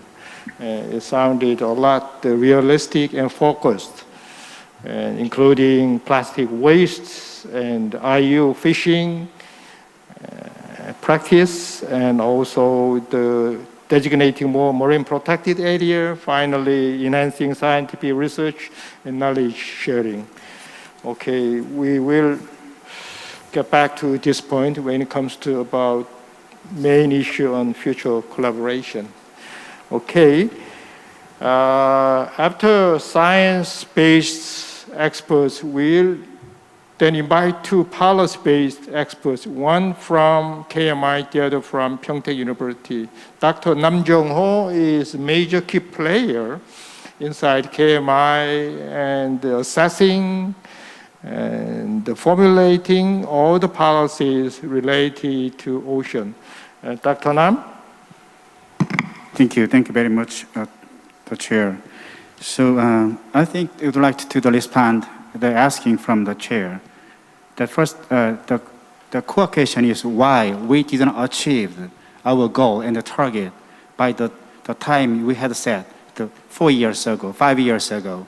First of all, the MPA might be one of the very good example that we did not achieve in terms of our sustainable development target in our ocean. So actually, 5 years ago, 10 years ago, international society set our goal in terms of MPA designation, so 10% of entire ocean. But at globally, only we achieved 7.8%. In Korean side, only 2.3%. It is far limited to our goal. So there is one example we didn't achieve. But I would like to go back to the why we didn't achieve our goal. I think that many people agree on the term sustainable development. It is very abstract. There is no objection against the term. But I think that devils are in details. Actually, we are trying to implement the term sustainable development into our real world. There are many objections and many conflicts in implementing, for example, MPA designation. There are lots of conflict and then objection from the stakeholders. So that means is we need to take a very detailed and legally binding actions. When it comes to Yellow Sea, so we have the cooperative mechanism, Yellow Sea Large Marine Ecosystem Project, but it is just a project, it is not a convention. There are many conventions in regional seas programs, WOSPA Convention, HELCOM, and the Mediterranean Convention, and Cartagena Convention. But when it comes to the Yellow Sea, we don't have any convention. I think that, so for the sustainable development of Yellow Sea, my first suggestion is that we need to build a more legally binding cooperative mechanism. Just like, for example, the convention or commission. But I think that the commission is supported by 3 countries, not by only 2 countries. 3 countries means North Korea, South Korea, and China, because this Yellow Sea is shared by 3 countries. We can move to the trilateral cooperation based on the legally binding mechanism. That's my first suggestion to accelerate our action for the sustainable development of the Yellow Sea. The second one is to the mindset about the ocean and land, or economy and ecosystems. So in Dr. Yang Soo-gyul's presentation, I heard that. So he emphasized the word holistic approach. So every sustainable development goals are connected. So I fully agree with the connectedness or the holistic approaches. So 20 years ago, when I started to conduct our research, so integration or holistic, comprehensive approach is the core part, integral part, to deal with our issues in the oceans. So connectedness can be applied to the land and oceans. And also the connectedness should be applied to economy and ecology, economy and ecosystems. So my second suggestion is connected to, might go to the presentation of the Dr. Jolie. So that is, she presented the ocean economy. The ocean economy has 2 components. One is the market-based component. The other one is non-market-based component. So when you're talking about Korea's experiences, maybe next year, Korean society will have the ecosystem service valuation map for the entire coastal and ocean areas.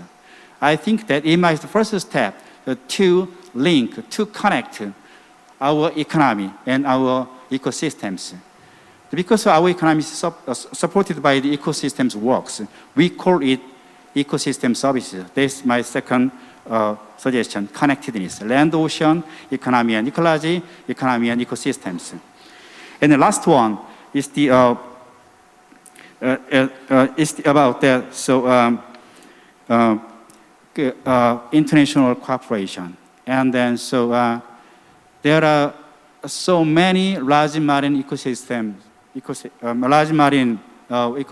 in the world. So Yellow Sea is one of the LMS. And the other one is there are so many LMEs. We need to connect, we need to cooperate with the LME with the other LMEs. So one of the cooperative items with other LME, I think that the exchange knowledge and skill and experiences. So exemplary the models are, I think that Mediterranean, the regional system, the program, we call it MAP, or the HELCOM, or OSPA, or Cartagena Caribbean Sea Regional Seas Program. There are four the major examples to cooperate with us. And it's also my last suggestion. I think that we don't have common goals for our Yellow Sea. So there are so many objectives. Objectives are illustrated in the strategic action plan for the Yellow Sea. But so this is strategic action plan. So it has not been incorporated into the national policy of China and South Korea. So that means it's the common goals, common vision. I think that should be incorporated into the national policy, the regimes. Even though the two countries has each one has the each national action plan. So but each society does not have the very detailed implementation action plan from top level to the low level, from central government to the local government. So I think that the common goals or the common objectives should be so the mainstreamed into the ocean-related ministries, ocean-related the local government. That is my last question to achieve sustainable development goals for the Yellow Sea. Thank you very much.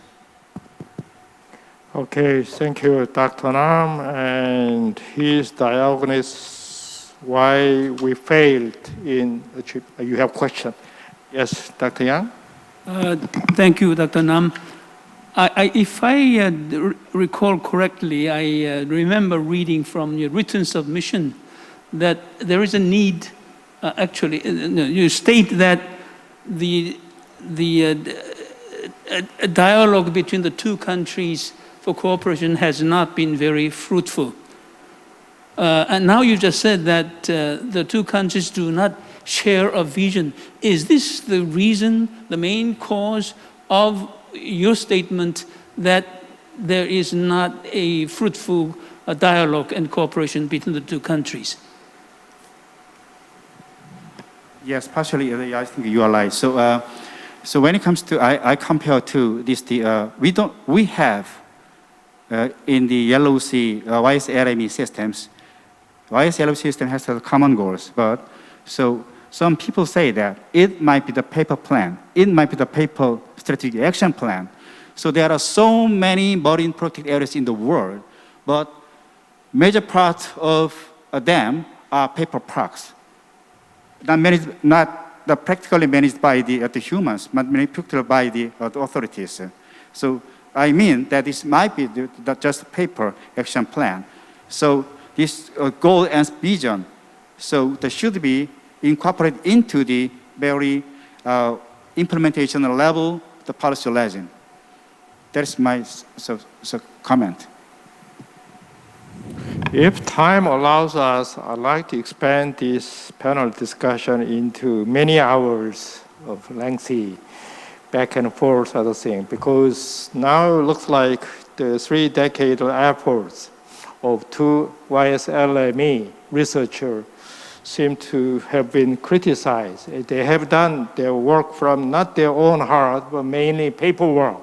So that's why it seems to have been failed. If we compare some other program, other LME, I was thinking similar type. And one good probably example is Mediterranean Action Plan. And so many European countries try to come up with the common goal of achieving, addressing issue, other thing. And compared with those Mediterranean Action Plan, why this probably homogeneous culture and history background, the two countries have been failing in bringing the issues here. And according to Dr. Nam, Dr. Yu, and Mr. Kuo, for the past 3 decades, they have done their work pretty well. Or, although they try to do work, maybe the government side probably were not serious enough to listen to expertise, opinion, and those things. You will have a chance to retort or respond to these raised issues. Okay, thank you. And Dr. Nam pointed out we have not designated enough number of marine protected areas in the Yellow Sea. The worldwide average is also below targeted 10%. However, this Yellow Sea area is much, much behind the world average. So his suggestion is to designate more marine protected area, which is similar to Dr. Lee Yun-ho's previous suggestion, especially saving for scape. You must be a big fan of eating scape. Anyway, I remember personally when the Dr. Nam and I flew together to Miami to study about American marine protected area out of 8 different types. And he was so scared to, to be on board and other things. Now you're a big fan of marine protected area. Okay, we'll take up this issue later on when it comes to which area of topic and issue should be prioritized. Okay, then our final discussant is Professor Lee Dong-hyun from Pyeongtaek University. Okay.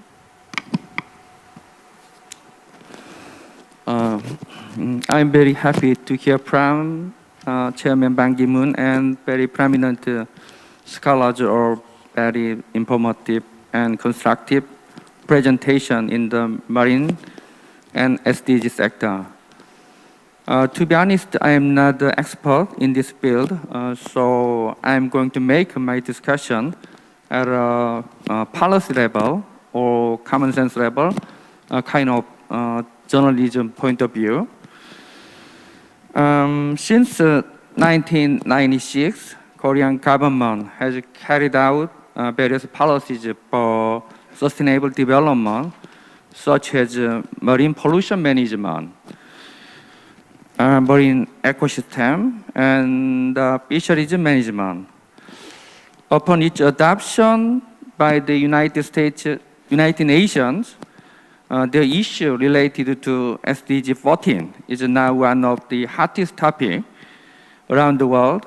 However, this issue has already been discussed within Korea since 1996, 10 years we are ahead of United Nations.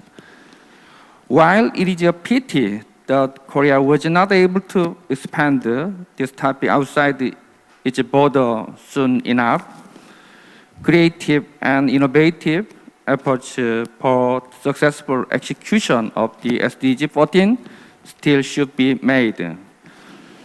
YSLM officially ended in December 2019 and is currently making its final wrap-up. YSLME is rated as a successful program among 66 LMEs. Korea and China have done basic research on environmental and resource management in the Yellow Sea. However, North Korea has not participated in as an official member, and the outcome in terms of policy enforcement is not completely satisfying. When YSLME ends, some of the international management of Yellow Sea will be lost to cooperate between countries for biodiversity and ecosystem conservation in shared seas.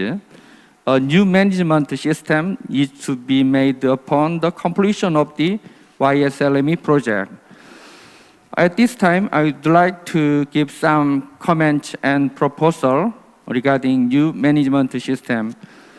First is about governance model.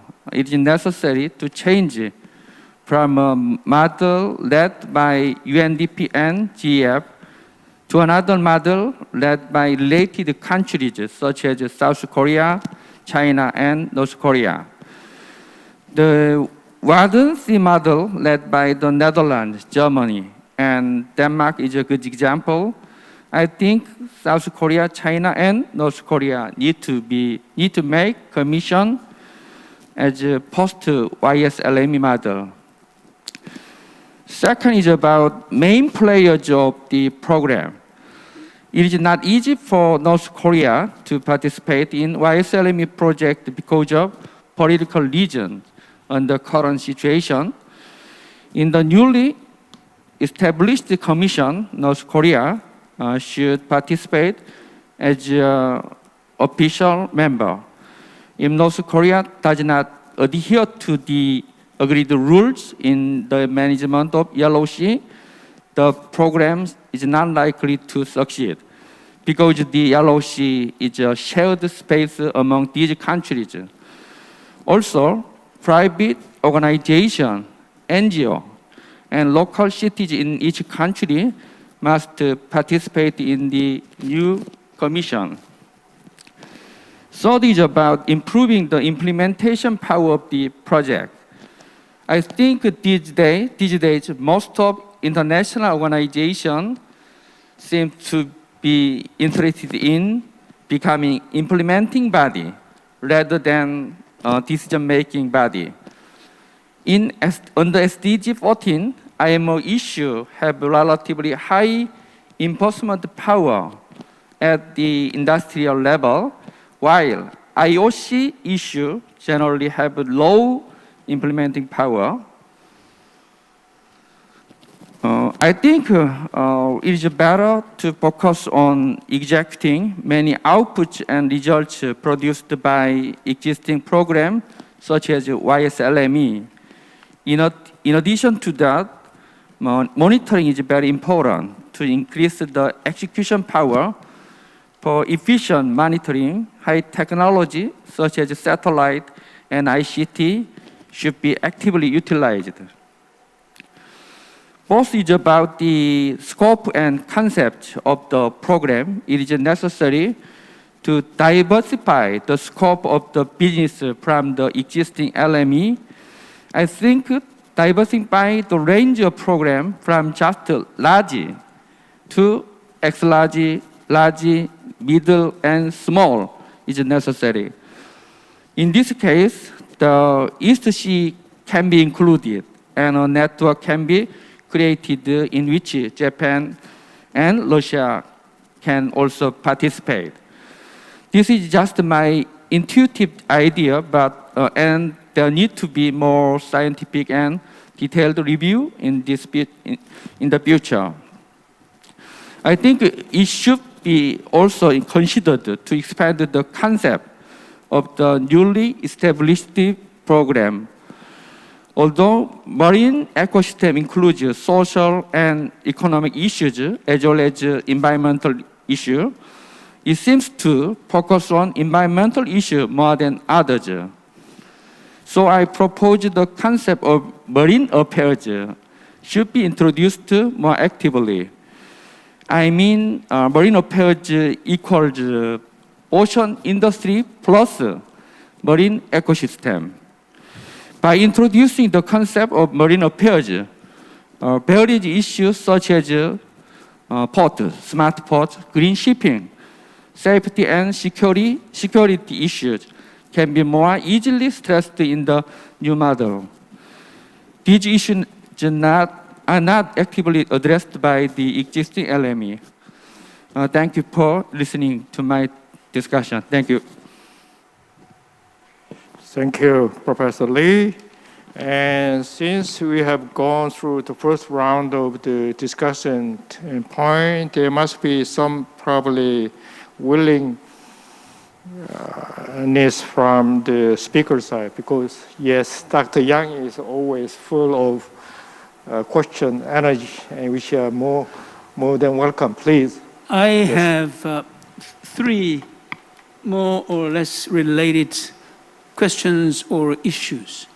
First, this is a question which sort of might help you summarize the discussions so far. What is the quality or state of dialogue or conversation between the two countries on transboundary Yellow Sea issues? And I gather that the quality of the dialogue maybe has not been very good. So if that is the case, I think the priority for cooperation is to establish a working, effective dialogue channel for a cooperation between the two countries. And secondly, the purpose of having SDGs targets is for countries to use them as a checklist as well as a scorecard for implementation of sustainable development. So the effort to implement the SDGs starts with setting the targets for indicators for 2030. That's the first thing to do. And secondly, you assess where you are now. So you estimate the distance from now to the final targets. And then thirdly, you discuss what policy options you have in order to narrow this distance and eventually reach the SDGs. So in that context, I would like to ask this question to you, Dr. Chung. You are the head of KMI. Have you looked into the targets for SDG 14 of the Korean version of SDGs called the KSDGs? Have you looked into the target values set there? If you haven't, you're not doing your job very well. And I have actually the same question to the Chinese counterparts.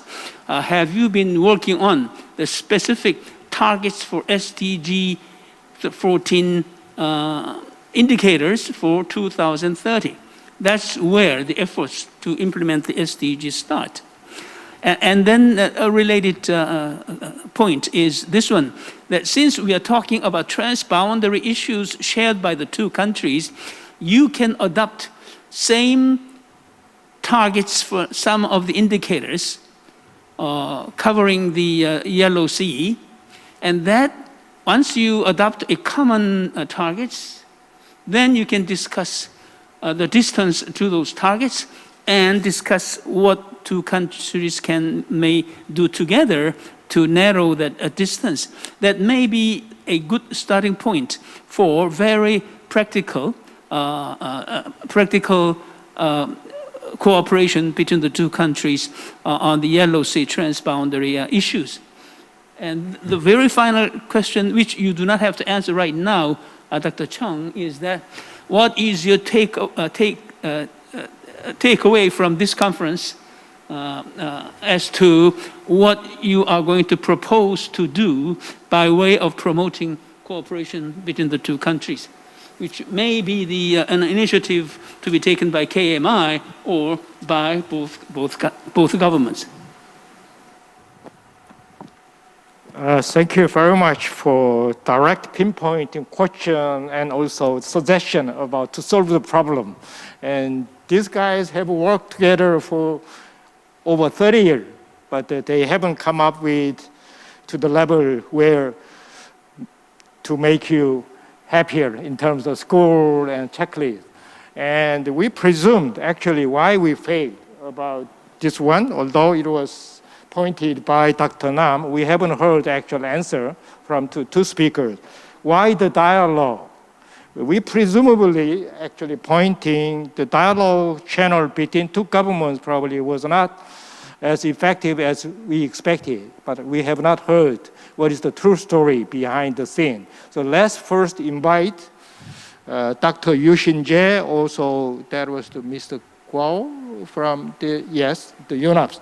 Okay, let's hear about their own experience. Now we presume why is LME has not achieved the expected target? Is that because two governments were not willing to talk with each other Or, as pointed out by Dr. Nam, that's because all these government officials only wanted to address this issue for their paperwork, and the related probably issue is their governance, their formal administration, so on. State Oceanic Administration was abolished.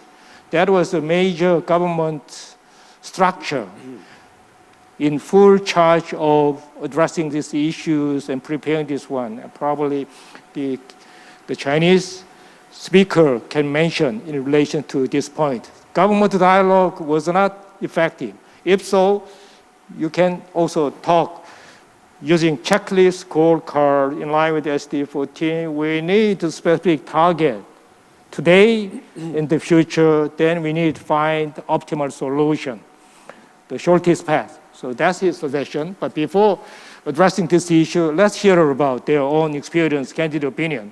May I ask Sure. Which comes out of my ignorance, pure ignorance. So the YSLME has been and is the main channel of dialogue for cooperation between the two countries? Do I understand that correctly? Would you say it again, the question? You experts here keep referring to the Yellow Sea LME.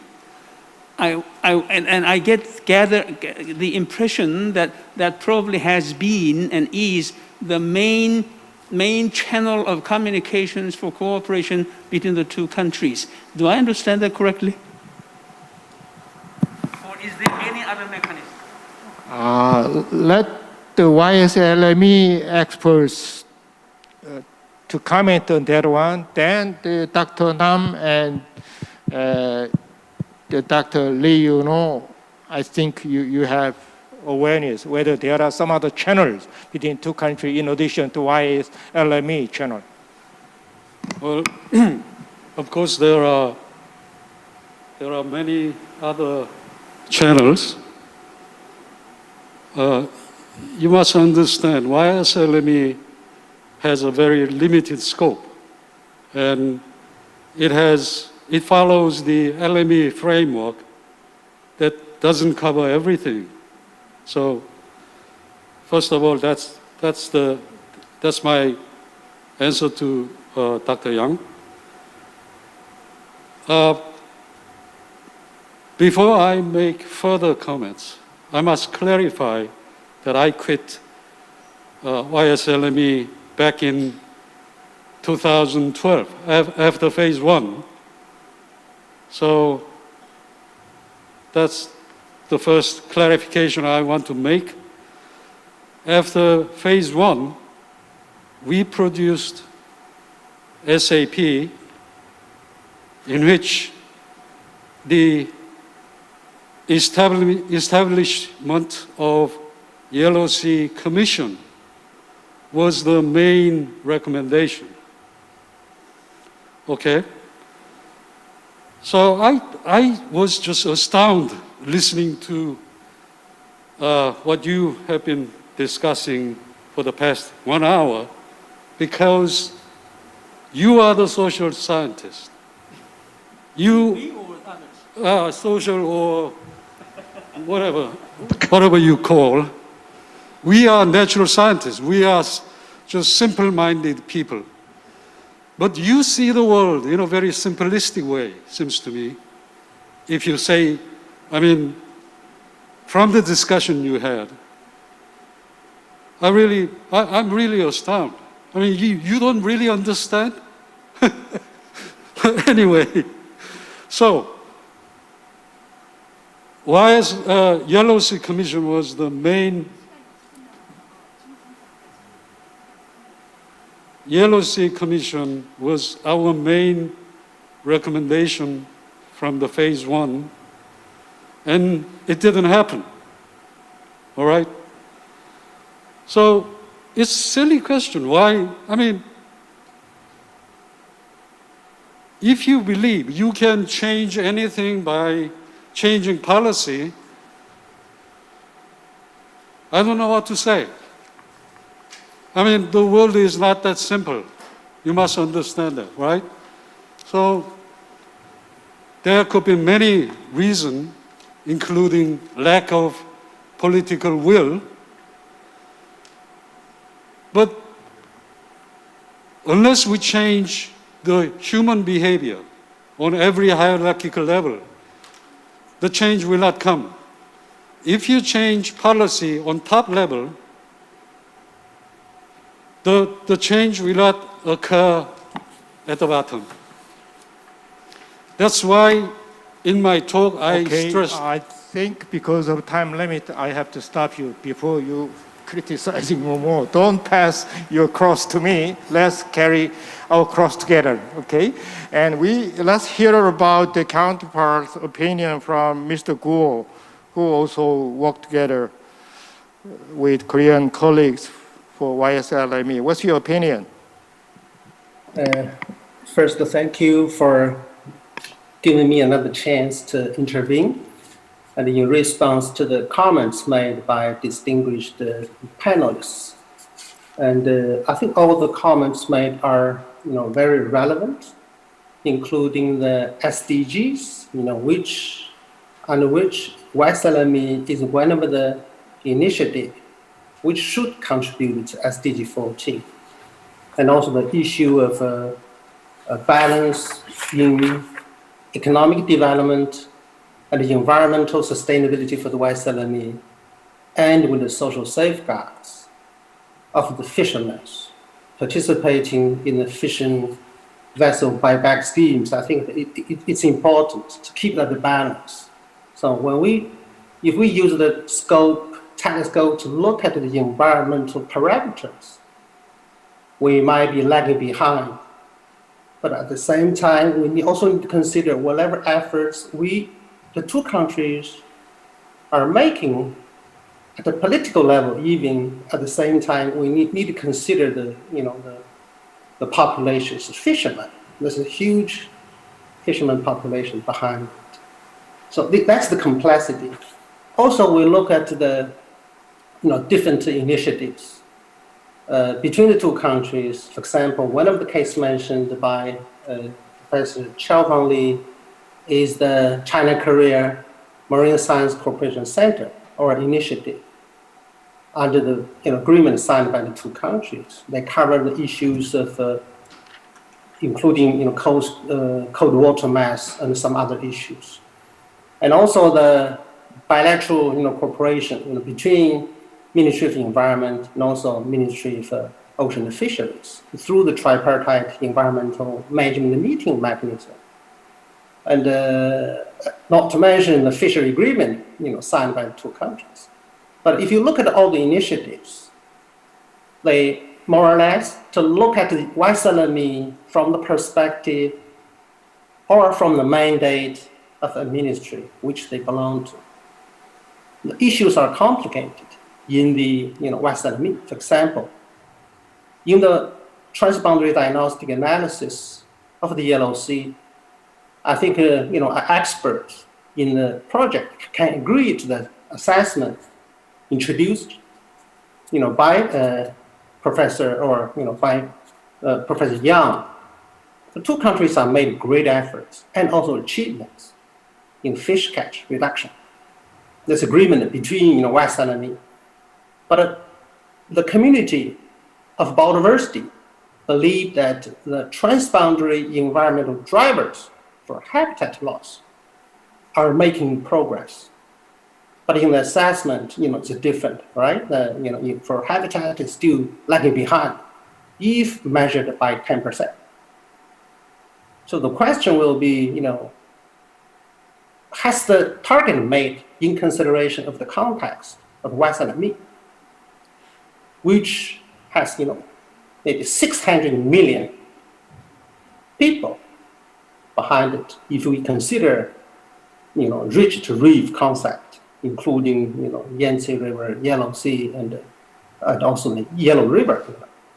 So I think it's a really, it's a complicated issue, right? So anyway, so using science-based approach and using ecosystem-based management approach require the collaboration between different ministries, different sectors, and also different walks of the society, including private sector, also academia, NGOs, and etc. So these take tremendous efforts. I think UNDP and Jeff are very pleased to see that United Nations system is still relevant in West LME.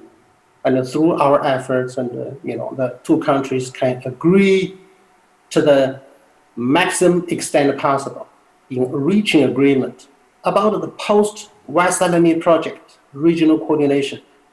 Regional governance mechanism between the two countries, led by Ministry of Natural Resources of China and also Ministry of Foreign Affairs and the Ministry of Ocean Fisheries of our Korea. These tremendous progress being made under the West LME context. Here we are talking about West LME context. And also the strategic action programs is also under development and is at the final stage. And I can concur with Professor Yu Xingjian, that engagement of more partners is needed. Okay, I think this really depends. Okay, thank you very much. Because time is running out, and I was told by the organizer we have to conclude today's session in 15 to 10, and there are a number of people at Zoom, and I already received several questions, and I have to cover up this question as well because they've been waiting for their question the whole day long. So let me briefly pick up some of the important question. Some of the question was is there any successful cases between Korea and China for reaching the SDG 14 goals? That was the question. And another question is, using UN SDGs, what is the strategy of the public enhancing public awareness and the cultural strategy to educate the public? And another question is related to North and South Korean relationship, how the Yellow Sea sustainability can be connected with this peace processing policy of the two Korea. And he was giving some example. Why don't we think about having some common swimming contest along the Yellow Sea between the borders of North Korea and South Korea? 15-kilometer swimming contest, kind of. So can this idea contribute to the increasing sustainability in the Yellow Sea? And the final thing is, as a lot of the dust are coming from the China, probably the landing in the Yellow Sea, and what should be the priority to reduce marine pollution? And looks like these questions are coming from mostly students or the general public, not related to specialized person. Because time is running up, and out of this question coming through Zoom, anyone, the speaker or panelists, please try to respond to this question within the given time. And after spending 5 to 7 minutes, I'd like to come up with the final point of where to go from today, because that was the main purpose of this one. Anyone willing to respond to this question and other thing? Anyone? So Dr. Nam, yes? Yeah, it might be a responsibility to respond to the question from this about that. So the swimming contest between North and South Korea. But I think it might be a good idea to build and enhance the cooperation between two Koreas. But it might be connected to the trilateral cooperation for the Yellow Sea. But at this moment, I think that this kind of the activities is very limited because the recess of the relation between North and South Korea, recess between the North Korea and United States, or it is I think affected by the UN sanctions. So it is very good idea, but I think that this kind of the activities might be conducted after political settlement. This about that. So U.S. North Korea relation and then North Korea and South Korea relation. So the problems. That's the answer. It's about that. It's from the maybe it's Mr. Kim from the Pigoresa. Yeah. Okay, thank you. I'm pushed by the organizer again. There are the 4 Zoom participants willing to ask actually online basis, and rather than the passing floor quickly to them, actually to respond to those questions, the best practice, other thing, we'll update you after this forum. We try to develop a platform to provide you with information about the past experience, our future plan. So please try to connect yourself with our upcoming platform development. So therefore, you may be satisfied with those update information.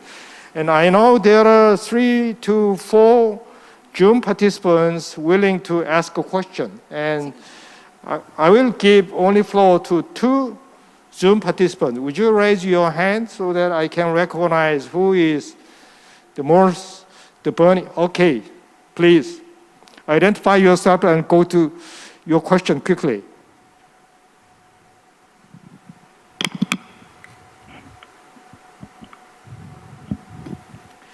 We cannot hear you. Please push the button of the speaker.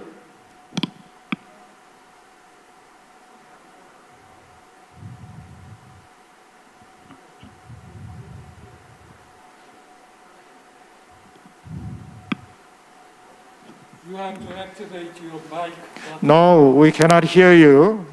You have to push the speaker button.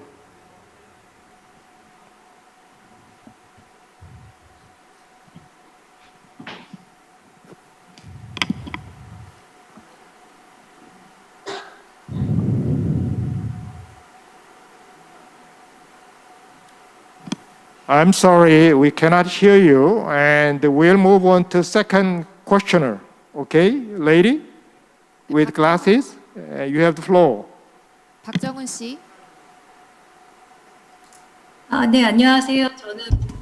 So good afternoon. I am Park Jung-eun, and I'm from NGO. I understand that there are several species that we should protect.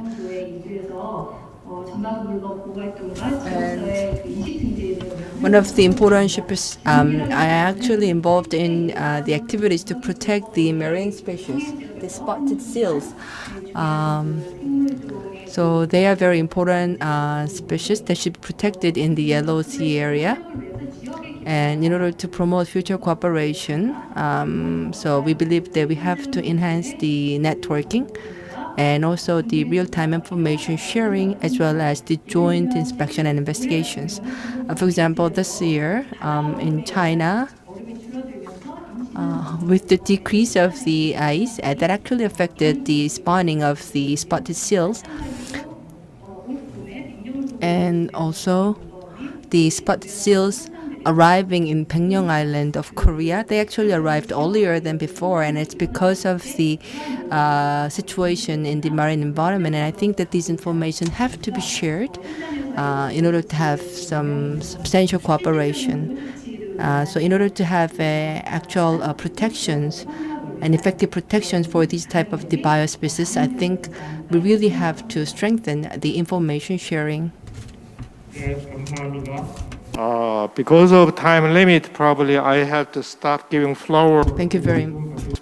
And before concluding this one, let's get back to the question and raised by Dr. Yang and also Dr. Nam about where we should be headed from today's situation. And especially the Dr. Lee specified 4 areas of target for international collaboration. I think that was a very practical idea. And pollution, especially plastic waste. And number 2 is IU fishing. especially illegal, unreported, unregulated fishing, introduce a no-take zone and other ideas. Number 3 was increasing marine protected area, final scientific research and knowledge sharing. Then Dr. Nam mentioned we need to introduce some transboundary regulation. There is no conventions actually on the Yellow Sea. So therefore we need to discuss those things. And Dr. Yu Shin-jae mentioned they are pure scientists. So the rest of the work should be done by policy experts. And that question is related to Dr. Yang.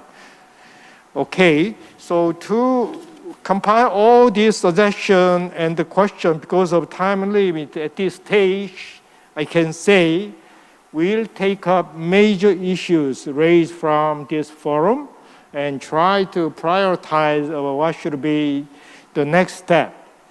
And before that one, and I will contact again with some of the other experts because we are not fully efficiently and sufficiently update about especially the government dialogue channel, whether they fail because of governance problem, it didn't work, or all these questions should be in detail analyzed.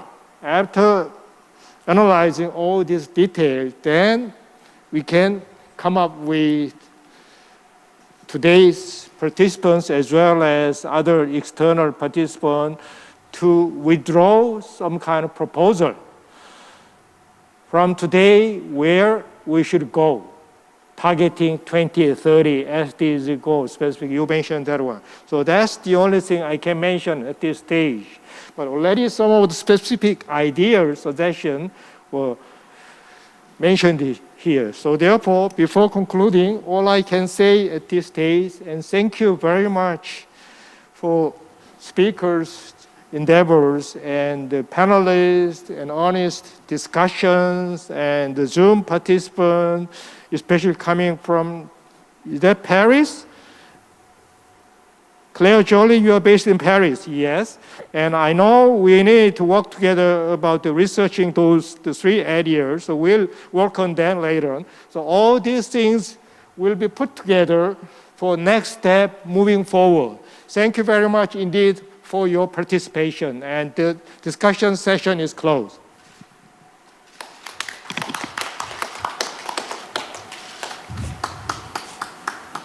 Okay, thank you. Thank you to all the participants for the discussion, including our panelists and the course moderator for joining us. And my special thanks also go to the audience around the world who have been with us for a long time. And I hope that forum has been useful and provides you a new insight, and I look forward to more robust collaboration and more concrete action in this field. Well, that brings us to the end of the 2020 Sustainable Development Forum for the Yellow Sea. Thank you and goodbye.